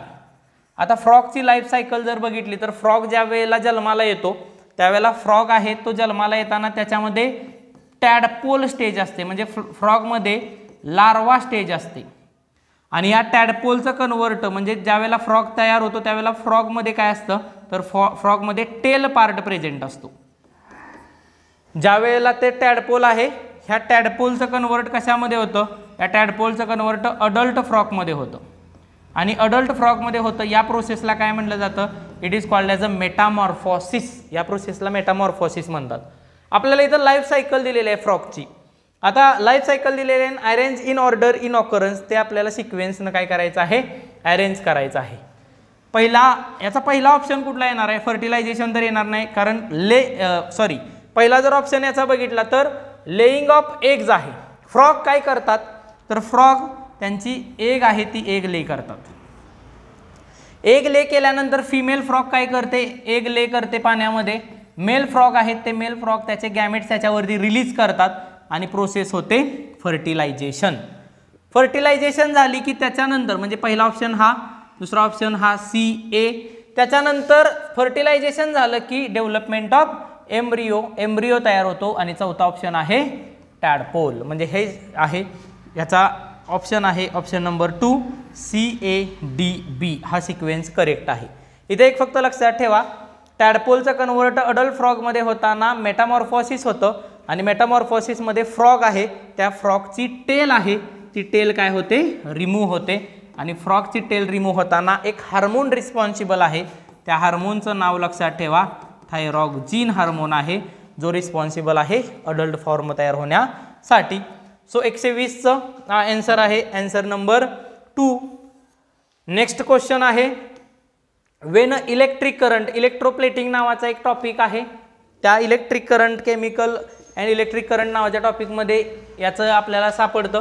Wien the electric current is pass through the copper sulphate, एक कॉपर सल्फेटचं सोल्युशन आहे CuSO4, त्याच्यामधून जर इलेक्ट्रिक करंट पास केला तर काय होऊ शकतं, तर तो ज्यावेळेला इलेक्ट्रिक करंट आपण कॉपर सल्फेटच्या सोल्युशनमधून पास करतो त्यावेळेला तिथं एका साईडला ॲनोड प्रेझेंट असतो आणि एका साईडला कॅथोड प्रेझेंट असतो. कॉपर सल्फेट सोल्युशनमध्ये काय होतं, तर coppers get deposited on the electrode connected to positive terminal of the battery. Copper आहे हा कॉपर काय होत असतो, ॲनोडकडे पास होत असतो आणि ॲनोड आहे त्या ॲनोडकडे पास होऊन जातो. सो याचा आहे option number 1 is the correct answer. So याच्यातून ज्यावेळेला इलेक्ट्रिक करंट पास केला जातो त्यावेळेला इलेक्ट्रिक करंट पास केल्यानंतर कॉपर आहे तो कॉपर काय होत असतो, ॲनोडकडे पास होतो. सो हे आपल्याला लक्षात ठेवायचं आहे. नेक्स्ट क्वेश्चन जर आपण बघितलं तर त्याच्यामध्ये सुद्धा मॅच द फॉलोइंग आहे. मॅच द फॉलोइंगमध्ये आपण एक ऑप्शन जरी करेक्ट काढला तर आपल्याला कदाचित काय होऊ शकतं, तर उत्तर सापडू शकतं. बट बघूया आपण. पहिला आता ओरियॉन आहे, दुसरा आहे कॉमेट्स, तिसरा आहे सिरियस आणि चौथा आहे तो म्हणजेच ॲस्टेरॉइड्स. आता आपल्याला माहीत आहे की सोलर सिस्टीममध्ये मार्स आणि ज्युपिटर यांच्यामध्ये एक बेल्ट प्रेझेंट आहे. मार्स आणि ज्युपिटर यांच्यामध्ये एक बेल्ट प्रेझेंट आहे and this belt is called as a asteroid belt. त्याला म्हटलं जातं ॲस्टेरॉइड बेल्ट. सो ॲस्टेरॉइड बेल्टचा आहे त्याचं करेक्ट आहे ऑप्शन नंबर तो म्हणजेच 1. आता आपल्याला इथं बघतोय आपण तर डीचे ऑप्शन 3 आहेत, म्हणजे पहिला ऑप्शन तर आपण डिलीट करून टाकला. नेक्स्ट जर आपण बघितलं तर तो म्हणजेच कॉमेट्स आहे. आता कॉमेट्स आहे, हेलेचा कॉमेट्स आहे, हा आपल्याला 76 और 78 इयर्स नंतर दिसतो. मग तो जो कॉमेट्स आहे, कॉमेट्स म्हणजे काय तर मराठीमध्ये त्याला धूमकेतू म्हणतात. तो काही ठराविक वर्षानंतर दिसतो. सो त्याला काय असते तर त्याला हेड असतं आणि त्याला टेल असतं. सो कॉमेट्स आहे त्याचं करेक्ट आहे ऑप्शन नंबर 4. जर आपण बघितलं तर बीचं चौथं करेक्ट आन्सर असणार हे आहे. सो याचं करेक्ट आहे option number 2 is the correct answer. So मग आपण परत बघूया. एचं आन्सर जर बघितलं Orion is the constellation can be during winter time in the late evening. Late इव्हिनिंगला आपल्याला ते दिसतं. कॉमेट्स आहे त्याचं आपल्याला माहीत आहे की याच्यामध्ये ब्राईट हेड्स आणि टेल असते. आता सिरीज पण लक्षात ठेवा. सिरीज म्हणजेच काय तर brightest star in sky located close to the Orion. ज्यावेळेला ओरियन दिसतं त्याच्या वेळेला तिथं एक ब्राईटेस्ट स्टार दिसतो त्याला सिरियस म्हटलं जातं. सो आपल्याला ॲस्टेरॉइड्स आणि कॉमेट्स याच्यावरून सुद्धा हे आन्सर सापडू शकतं. सो याचं करेक्ट आहे हे आन्सर आहे आन्सर नंबर 2. नेक्स्ट क्वेश्चन आहे तो म्हणजेच काय which of the following gases has highest concentration in atmosphere. ॲटमॉस्फिअरमध्ये सगळ्यात जास्त कॉन्सन्ट्रेशन कुणाचं आहे. क्लास 5-6 मध्ये ह्या मुलांना येतं याचा आन्सर. नायट्रोजन आहे तो नायट्रोजन ॲटमॉस्फिअरमध्ये 78% आहे. त्याच्यानंतर ऑक्सिजन आहे तो 21% आहे. त्याच्यानंतर आर्गॉन आहे तो समथिंग 0.9% आहे. कार्बन किती पर्सेंटेज आहे. कार्बन डायऑक्साईडचं पर्सेंटेज आहे 0.04. एवढं पर्सेंटेज आहे. सो करेक्ट आन्सर आहे nitrogen. Next question, global warming is not responsible for. Global वॉर्मिंगमुळे काय होऊ शकत नाही. Increase in sea level. Sea level तर वाढते ग्लोबल वॉर्मिंगमुळे, कारण टेम्परेचर वाढतंय, त्यामुळे जे ग्लेशियर्स आहेत त्या मेल्ट होत आहेत. More severe storms, okay, increase drop and more earthquake. So global warming आहे, या ग्लोबल वॉर्मिंग आणि अर्थक्वेकचा काही संबंध नाही आहे. ग्लोबल वॉर्मिंगमुळे हे 3 आहेत, हे 3 गोष्टी होऊ शकतात. सो याचं करेक्ट आन्सर आहे ऑप्शन नंबर 4. आणि आपल्या सायन्समधला, जनरल सायन्समधला हा शेवटचा क्वेश्चन आहे, जो क्वेश्चन खूप इझी होता. तो म्हणजेच कोणता, identify the multicellular organism from the following. यातले मल्टीसेल्युलर ऑर्गॅनिझम्स कुठले आहेत हे आपल्याला चूज करायचं आहे. मल्टीसेल्युलर ऑर्गॅनिझम्स आपण जर बघितलं तर बॅक्टेरिया आहे. हा बॅक्टेरिया एका किंगडममध्ये येतो ज्याचं नाव आहे Monera. And all bacteria are the unicellular. सगळे बॅक्टेरिया युनिसेल्युलर असतात. त्याच्यानंतर दुसरा आहे ॲस्परगिलस. ॲस्परगिलस हा फंगाय आहे, बुरशी आहे. पेनिसिलियम हा फंगाय आहे आणि पॅरामेशियम हा प्रोटिस्टामध्ये येतो. जर आपण किंगडमचा बघितलं तर पहिला मोनेरा किंगडम येतो, दुसरा प्रोटिस्टा येतो, त्याच्यानंतर तिसरा फंगाय येतो, चौथा येतो प्लांट आणि शेवटचा किंगडम येतो ॲनिमल. फंगाय, प्लांट आणि ॲनिमल हे सगळे मल्टीसेल्युलर असतात आणि पहिले 2 असतात हे युनिसेल्युलर असतात. सो आपल्याला क्वेश्चन विचारला आहे, identify the multicellular micro organism. Aspergillus हा मल्टीसेल्युलर ऑर्गॅनिझम आहे आणि पेनिसिलियम हा सुद्धा मल्टीसेल्युलर ऑर्गॅनिझम आहे. सो याचं करेक्ट आन्सर आहे option number 4, Penicillium and Aspergillus. Penicillium पासून एक इंजेक्शन तयार केलं ज्याचं नाव आहे पेनिसिलिन आणि ते पेनिसिलिन इंजेक्शन्स हे बॅक्टेरियल इन्फेक्शनसाठी अँटीबायोटिक्स म्हणून वापरलं जातं. हे इंजेक्शन आहे हे अलेक्झांडर फ्लेमिंग या व्यक्तीनं शोधून काढलं. सो आपण ॲनालिसिस करत असताना ह्या संपूर्ण सगळ्या गोष्टीचा स्टडी केलेला आहे. सो इम्पॉर्टंट काय आहे तर हे 25 क्वेश्चन्स आहेत, हे इझी होते. क्लास 7, क्लास 8 आणि क्लास 9 याच्या काही सिलेबसवरती हे क्वेश्चन्स असतात आणि आपण आयकॅनमध्ये हे सगळे पॉईंट्स ऑलरेडी शिकवलेले आहेत. आपल्या नोट्समध्ये हे सगळे क्वेश्चनचे आन्सर अवेलेबल आहेत. सो आयकॅन मानेगावमध्ये हे जे झालेलं सेशन आहे हे तुम्ही यूज करा आणि पेपरचा आपल्या ॲनालिसिस करा. थँक्यू. ओके स्टुडंट, नाव आपण 2024चा जो सैनिक स्कूलचा पेपर होता त्याच्यामधला सोशल सायन्स हा सेक्शन आहे, त्याचे आपण आन्सर की बघणार आहोत, ते समजून घेणार आहोत काय काय आहे याच्यामध्ये. नाव पहिला क्वेश्चन जो आपल्याला दिलेला आहे तो पहिला क्वेश्चन आहे, arrange the following step of terrace farming in the chronological order. म्हणजे आपण जर टेरेस फार्मिंग करणार असू तर टेरेस फार्मिंग करायचं असेल तर कोणत्या प्रकारची ऑर्डर आहे, कोणत्या प्रकारची क्रोनॉलॉजिकल ऑर्डर आहे. जर पहिल्यांदा आपण बघितलं ऑप्शन वाचत गेलो तर the sides of each plot are raise to retain water. अगोदर वॉटरचा काही यूज नाही, अगोदर आपल्याला ते फार्म तयार करण्यासाठी काय प्रोसिजर केली पाहिजे. The cultivate rice on it हे पण नाही येणार पहिल्यांदा. The lands on hill top, hill slope is made in to flat. Okay, मग आपण जर हिलचा टॉप बघितला तर हिली एरिया असेल तर हिली एरियामध्ये जो टॉपचा पोर्शन असेल त्या टॉपच्या पोर्शनमध्ये काय केलं जातं, इथं लँड आहे तो काय केले जातात, फ्लॅट केले जातात. म्हणजे पहिला आहे तो सी आहे. त्याच्यानंतर नेक्स्ट काय केलं जाईल, म्हणजे पहिल्यांदा आपण लँड आहे तो फ्लॅट केला जाईल. दुसऱ्या स्टेप्सला काय केलं जाईल तर सेकंड स्टेप आहे, त्या सेकंड स्टेपमध्ये आपण काय करणार आहोत तर त्याच्यामध्ये plot are carved out in steps. Plots आहेत ते प्लॉट्स आपण पाडणार आहोत. पहिल्यांदा काय करायचं तर लँड्स आहे ते फ्लॅट करायचे. दुसऱ्या स्टेपला plots are carved out in a step, ही दुसरी स्टेप झाली. तिसरी स्टेप आहे the sides of each plots are raise to retain water. अशी एक साईड तयार करायची, कारण आपल्याला राईस फार्मिंग दिलेलं आहे. राईस फार्मिंग करायचं असेल तर प्लॉट पाडले जातात इथं फार्म आणि त्याच्यामध्ये वॉटर रिटेन केलं जातं आणि वॉटर रिटेन करून काय केलं जातं, शेवटचा ऑप्शन आहे म्हणजेच the cultivate rice on it. So rice cultivation करण्यासाठी प्लॉट कसे पाडले जातात टेरेस फार्मिंगमध्ये. सो याचा करेक्ट आन्सर आहे आन्सर नंबर 4, CDAB. सो पहिल्यांदा हे, नंतर दुसरी स्टेप ही, तिसरी स्टेप ही आहे आणि नंतर आहे चौथी स्टेप म्हणजेच cultivate rice on it. So simple question आहे. क्रोनॉलॉजिकल ऑर्डरमध्ये दरवर्षी सैनिक स्कूलला 1 ते 2 क्वेश्चन्स हे विचारलेच जातात. लास्ट इयरला लाइटनिंगच्या स्टेपवरती होता, या वर्षी आपल्याला याच्यामध्ये क्वेश्चन्स हा विचारलेला आहे. त्याच्यानंतर नेक्स्ट क्वेश्चन आहे तो आहे 127. For how many years is a gram panchayat elected. Gram panchayat ही जी इलेक्ट केली जाते, पंचायत राज नावाचा पॉईंट आहे जो आपल्याला सिलेबसमध्ये दिलेला आहे. त्या पंचायत राजमध्ये ग्रामपंचायत इज द लोअर टायर आहे. 3 टायर सिस्टीम आहेत. त्या ठिकाणी अप टू द डिस्ट्रिक्ट लेवलला आहे ते झेडपीज येतात.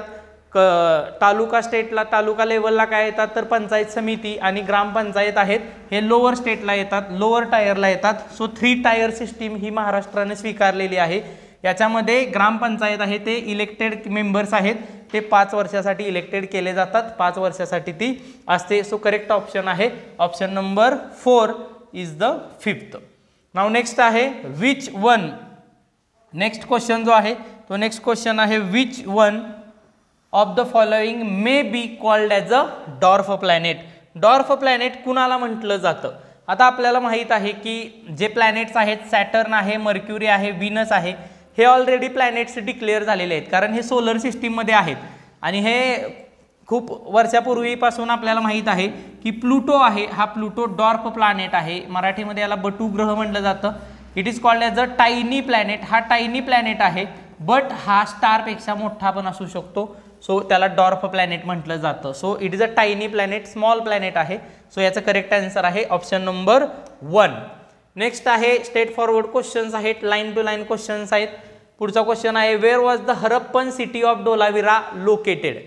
आपण जर आयकॅन मानेगाव बरोबर जर जॉईन झाला तर आपल्याला काय बघायला मिळतं तर याच्यामध्ये आपण स्मार्ट बोर्डवरती हे इमेजेस सुद्धा आपल्याला बघायला मिळतात. आता ही डोलाविरा साईट आहे, ही डोलाविरा साईट ही प्लेस आहे, ही युनेस्को हेरिटेज साईट आहे, वर्ल्ड हेरिटेज साईट आहे, जी रन ऑफ कच्छ या ठिकाणी प्रेझेंट आहे. ही गुजरातमध्ये आहे आणि गुजरातमध्ये ही साईट असल्यामुळे ही साईट जी प्रेझेंट आहे ती कुठं आहे तर रन ऑफ कच्छमध्ये आहे. सो याचं करेक्ट आन्सर आहे रन ऑफ कच्छ, हे दुसरं याचं आन्सर आहे. नेक्स्ट क्वेश्चन आहे क्वेश्चन नंबर 130.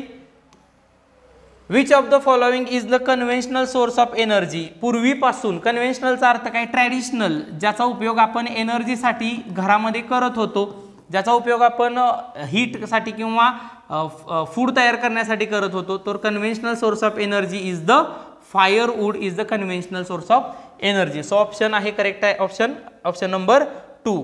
नेक्स्ट आहे which of the following is the human made resources. Human made resources आपण तयार केलेला रिसोर्स आहे किंवा तो ह्युमन मेड आहे. वॉटर आपण तयार केलेलं नाही, कॉपर पण नाही आहे कारण हे नॅचरली आपल्याला सापडतं, नॅचरल गॅस नॅचरली आहेत. सो ह्युमन मेड रिसोर्सेस कुठला आहे तर टेक्नॉलॉजी आहे.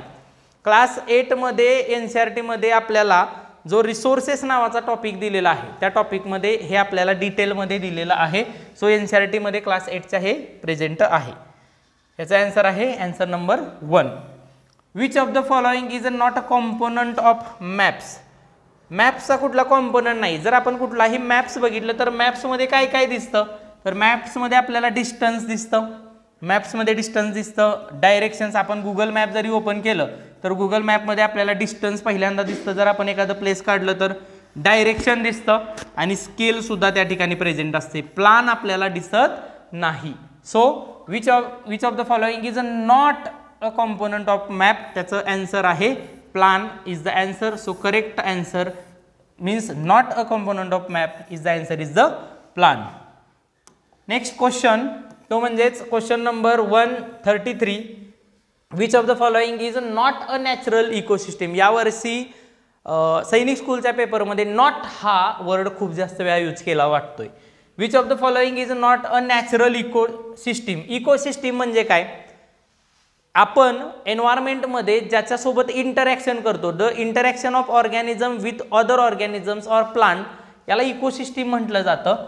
आपण इकोसिस्टीम आहेत ज्या नॅचरल इकोसिस्टीम आहेत. फॉरेस्ट नॅचरल इकोसिस्टीम आहे, सी नॅचरल इकोसिस्टीम आहे, डेझर्ट नॅचरल इकोसिस्टीम आहे, but aquarium is a human made ecosystem. So which is not a natural ecosystem, aquarium is not a ecosystem. So याचा correct answer आहे ते option number 3. त्याच्यानंतर next आहे class 7मध्ये class 8मध्ये आपल्याला NCERT जर आपण read करत असू तर आपल्याला डू यू नो किंवा आपल्याला एक ब्रॅकेटमध्ये काही पॉईंट्स दिलेले आहेत, काही वर्ड्स दिलेले आहेत आणि त्याचं मिनिंग साईडला दिलेलं आहे, ते आहे असे वर्ड्स आपल्याला इथं त्यांनी दिलेले आहेत. जर आपण एका शब्दावरून जरी बघितलं तर आपल्याला याचं करेक्ट काय होऊ शकतं तर आन्सर मिळू शकतं. क्वेश्चन काय आहे, मॅच द फॉलोइंग आहे. ओके, मॅच द फॉलोइंग मध्ये काय आहे तर आपण जर वर्ड बघितले प्रिज्युडाइज्ड, स्टेरिओटाइप, डिस्क्रिमिनेशन अँड डायव्हर्सिटी. आता आपण डायव्हर्सिटी हा आपल्या जवळचा वर्ड आहे. डायव्हर्सिटी, इंडियामध्ये डायव्हर्सिटी आहे. डायव्हर्सिटी इन युनिटी म्हणजेच काय तर विविधतेत एकता. याचं करेक्ट आन्सर आहे option number 1. Difference in language, food, dress and custom. आपण डायरेक्ट आन्सरमध्ये जाऊ शकतो. डीचा आन्सर 1 आहे म्हणजेच हे आणि हे आन्सर असू शकतं ना. आता परत आपण जर बघितलं तर प्रिज्युडाइजचा मिनिंग काय आहे तर प्रिज्युडाइजचा मिनिंग जर आपण बघितलं तर प्रिज्युडाइज म्हणजे काय तर जजिंग पीपल निगेटिव्हली. जी माणसं निगेटिव्हली पीपलला जज करतात त्याला प्रिज्युडाइज म्हटलं जातं. सो एचा ऑप्शन नंबर 2 आहे. स्टिरिओटाइप म्हणजे काय तर stereotype means fixing people into one image. काही पीपलला एका इमेजमध्ये फिक्स करून ठेवणं त्याला स्टिरिओटाइप म्हटलं जातं. डिस्क्रिमिनेशन म्हणजे काय तर डिस्क्रिमिनेशनचा करेक्ट मिनिंग आहे इनइक्वॅलिटी. सो याचं करेक्ट आन्सर आहे ऑप्शन नंबर 2. हे आपण वर्ड सुद्धा आपण शिकवलेले आहेत जे आपल्याला आलेले आहेत. नेक्स्ट क्वेश्चन आहे question number 135. Which of the following is the main work of patwari. Patwari ही एक सिस्टीम होती नॉर्थ इंडियामध्ये.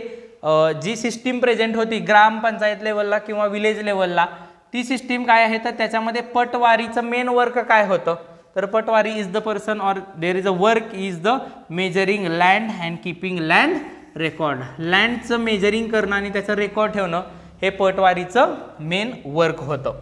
नेक्स्ट आहे which of the following soldiers. आता स्ट्रेट फॉरवर्ड क्वेश्चन. जर आपण हिस्ट्री नाही रीड केलं तरी सुद्धा आपण काही गोष्टी ऐकून माहीत असतात आपल्याला लहानपणापासून.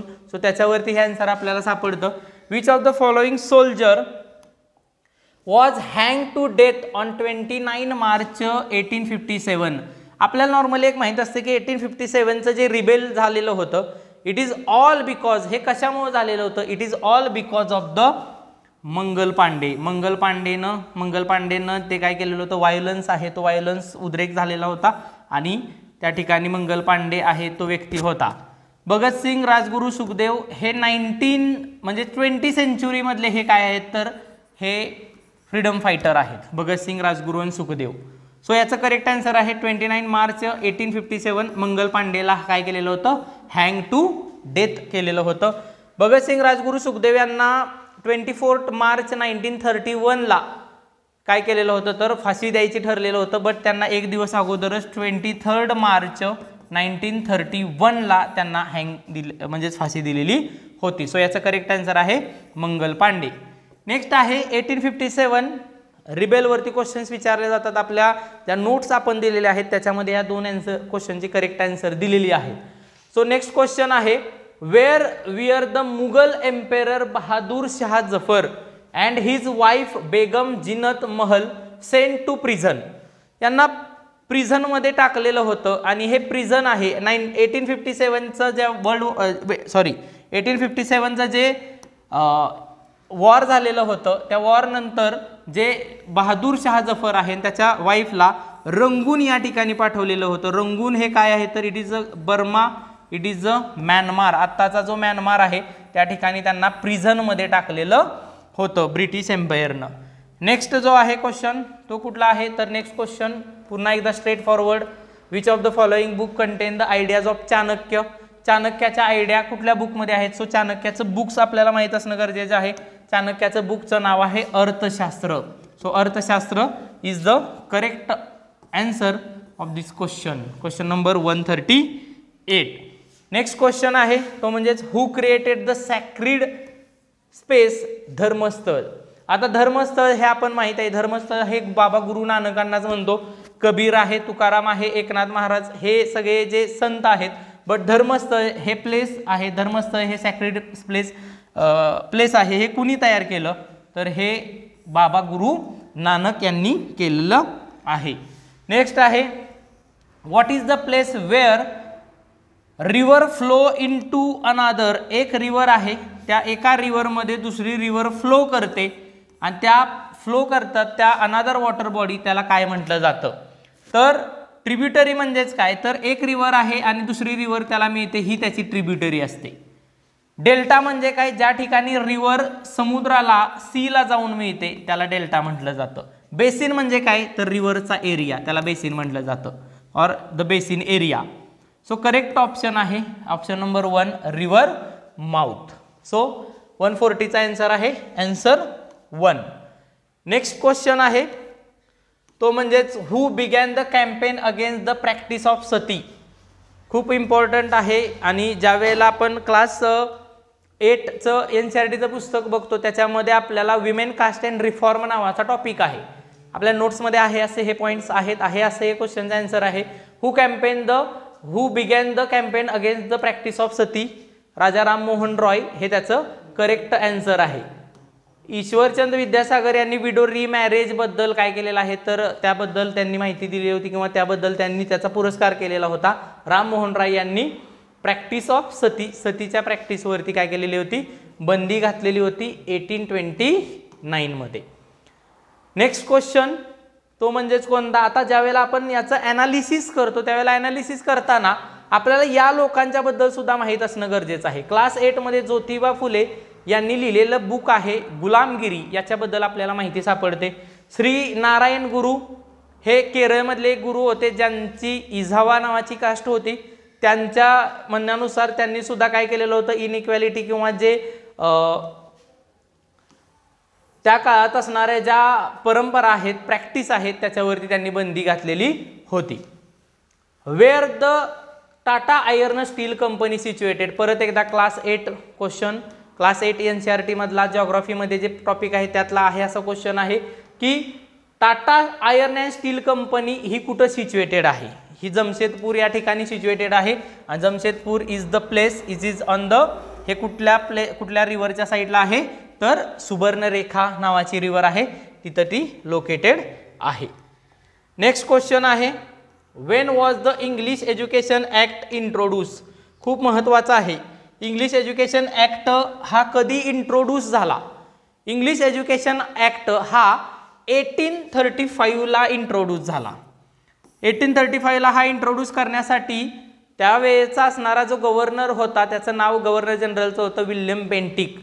आणि त्यावेळेला भारतामध्ये, इंडियामध्ये ओरिएंटलिस्ट आणि अँग्लिस्टिक म्हणजेच काय, तर जे ब्रिटिशांना मानणारी लोकं होती आणि भारतीय परंपरांना मानणारी लोकं होती यांच्यामध्ये एक वॉर सुरू होतं. वॉर म्हणण्यापेक्षा त्यांच्यामध्ये एक स्प्लिट सुरू होत्या आणि ते भांडण सुरू असताना भारतामध्ये कुठल्या प्रकारची एज्युकेशन सिस्टीम आणायची त्याच्यासाठी विल्यम बेंटिक होता. त्या विल्यम बेंटिक्सनं काय केलेलं होतं, मॅकॉले नावाच्या व्यक्तीची निवड केलेली होती. आणि त्यावेळेला मॅकॉलेनं त्यावेळेला त्याचं जे माहिती आहे ती माहिती त्यात सांगितलेली होती आणि त्यानं त्यावेळेला इंग्लिशचा यूज हा एज्युकेशन सिस्टीममध्ये सुरुवात केलेली होती भारतामध्ये. आणि त्यानं संस्कृतला बंदी घातलेली होती किंवा संस्कृत आहे ते जास्त यूज करू नका असं त्यानं सांगितलेलं होतं. सो इंग्लिशला त्यानं काय केलेलं होतं, फेवर केलेलं होतं आणि तो ॲक्ट होता तो म्हणजेच 1835चा. त्याच्यानंतर नेक्स्ट क्वेश्चन आहे तो म्हणजेच क्वेश्चन नंबर 144. हा 144 क्वेश्चन काय आहे, तर मॅच लिस्ट आहे ती मॅच करायची आहे. आता जर आपण बघितलं तर विदाऊट ऑप्शन सुद्धा आपण बघा.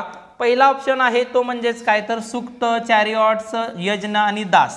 आपण जर अथर्ववेद किंवा जर वेद आहेत ते वेदांचं स्टडी, वैदिक एज जर बघितलं तर यज्ञ आहे ते सॅक्रिफाईससाठी केले जातात. आपण त्याला आपल्या लँग्वेजमध्ये यज्ञ वगैरे म्हणतो. दास आहे ते दास स्लेव्हशी रिलेटेड आहेत. ओके. चॅरिऑट्स आहेत ते चॅरिऑट्स काय केले जातात, तर chariots use in the battle.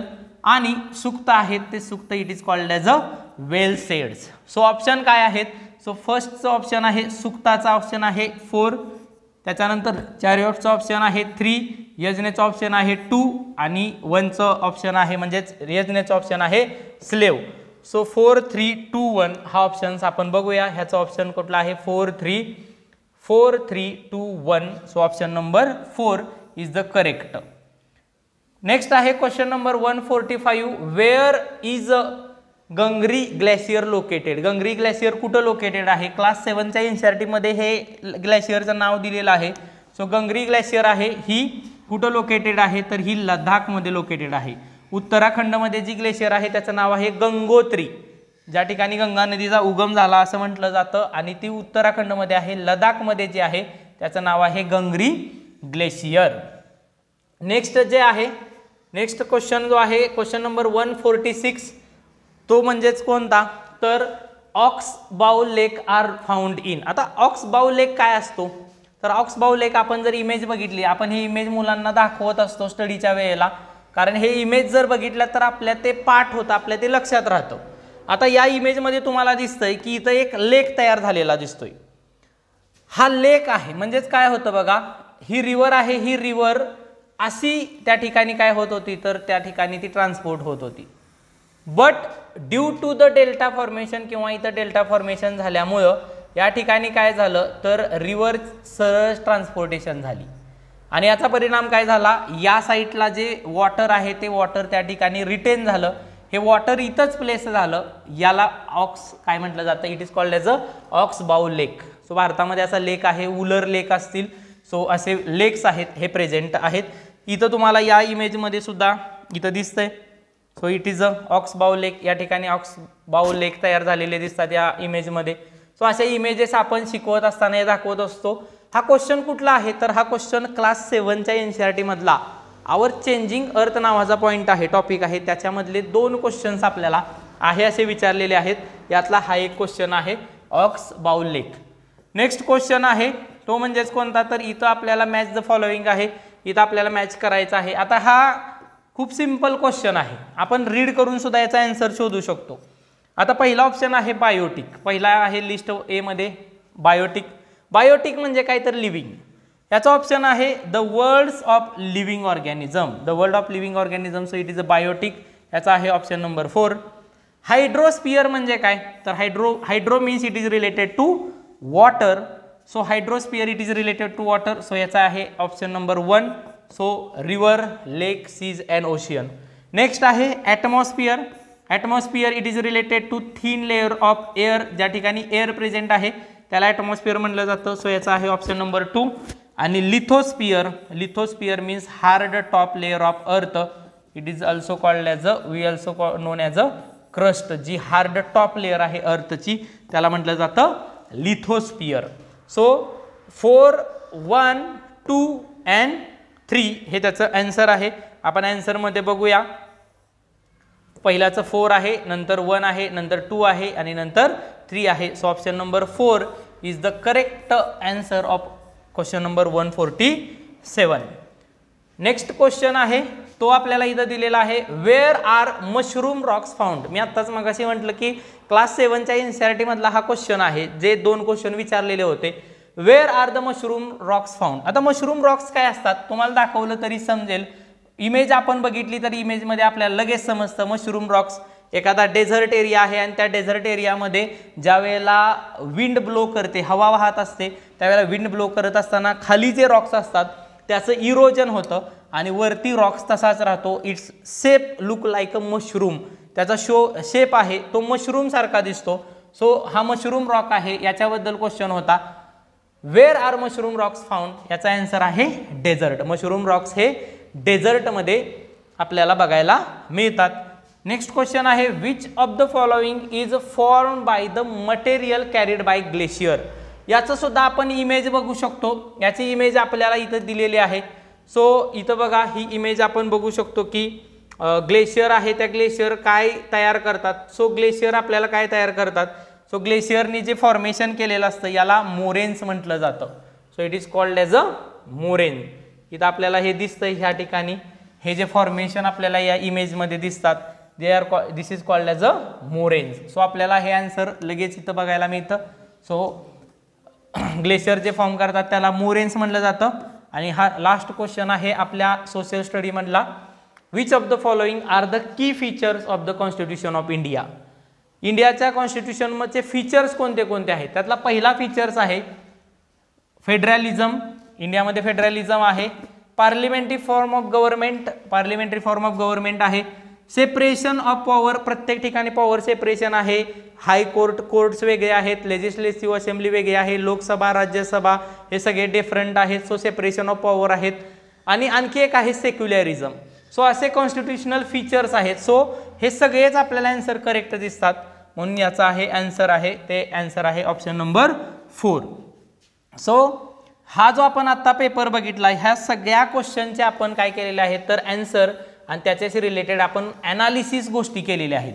याच्यामध्ये राहिलेले जे पॉईंट्स असतात की व्हॅलीज काय असतात, हिल्स काय असतात, किंवा माउंटेन काय आहे, डेझर्ट काय आहे, आपल्याला जे भरपूर काही शिकायचं आहे ते आपण, जर तुम्ही मानेगाव आयकॅनमध्ये जॉईन झाला, आयकॅन मानेगावला जॉईन झालं तर आपल्याला हे या सगळ्या गोष्टी आपल्याला नोट्सच्या स्वरूपात भेटतात आणि ते आपल्याला पाहायला मिळतात.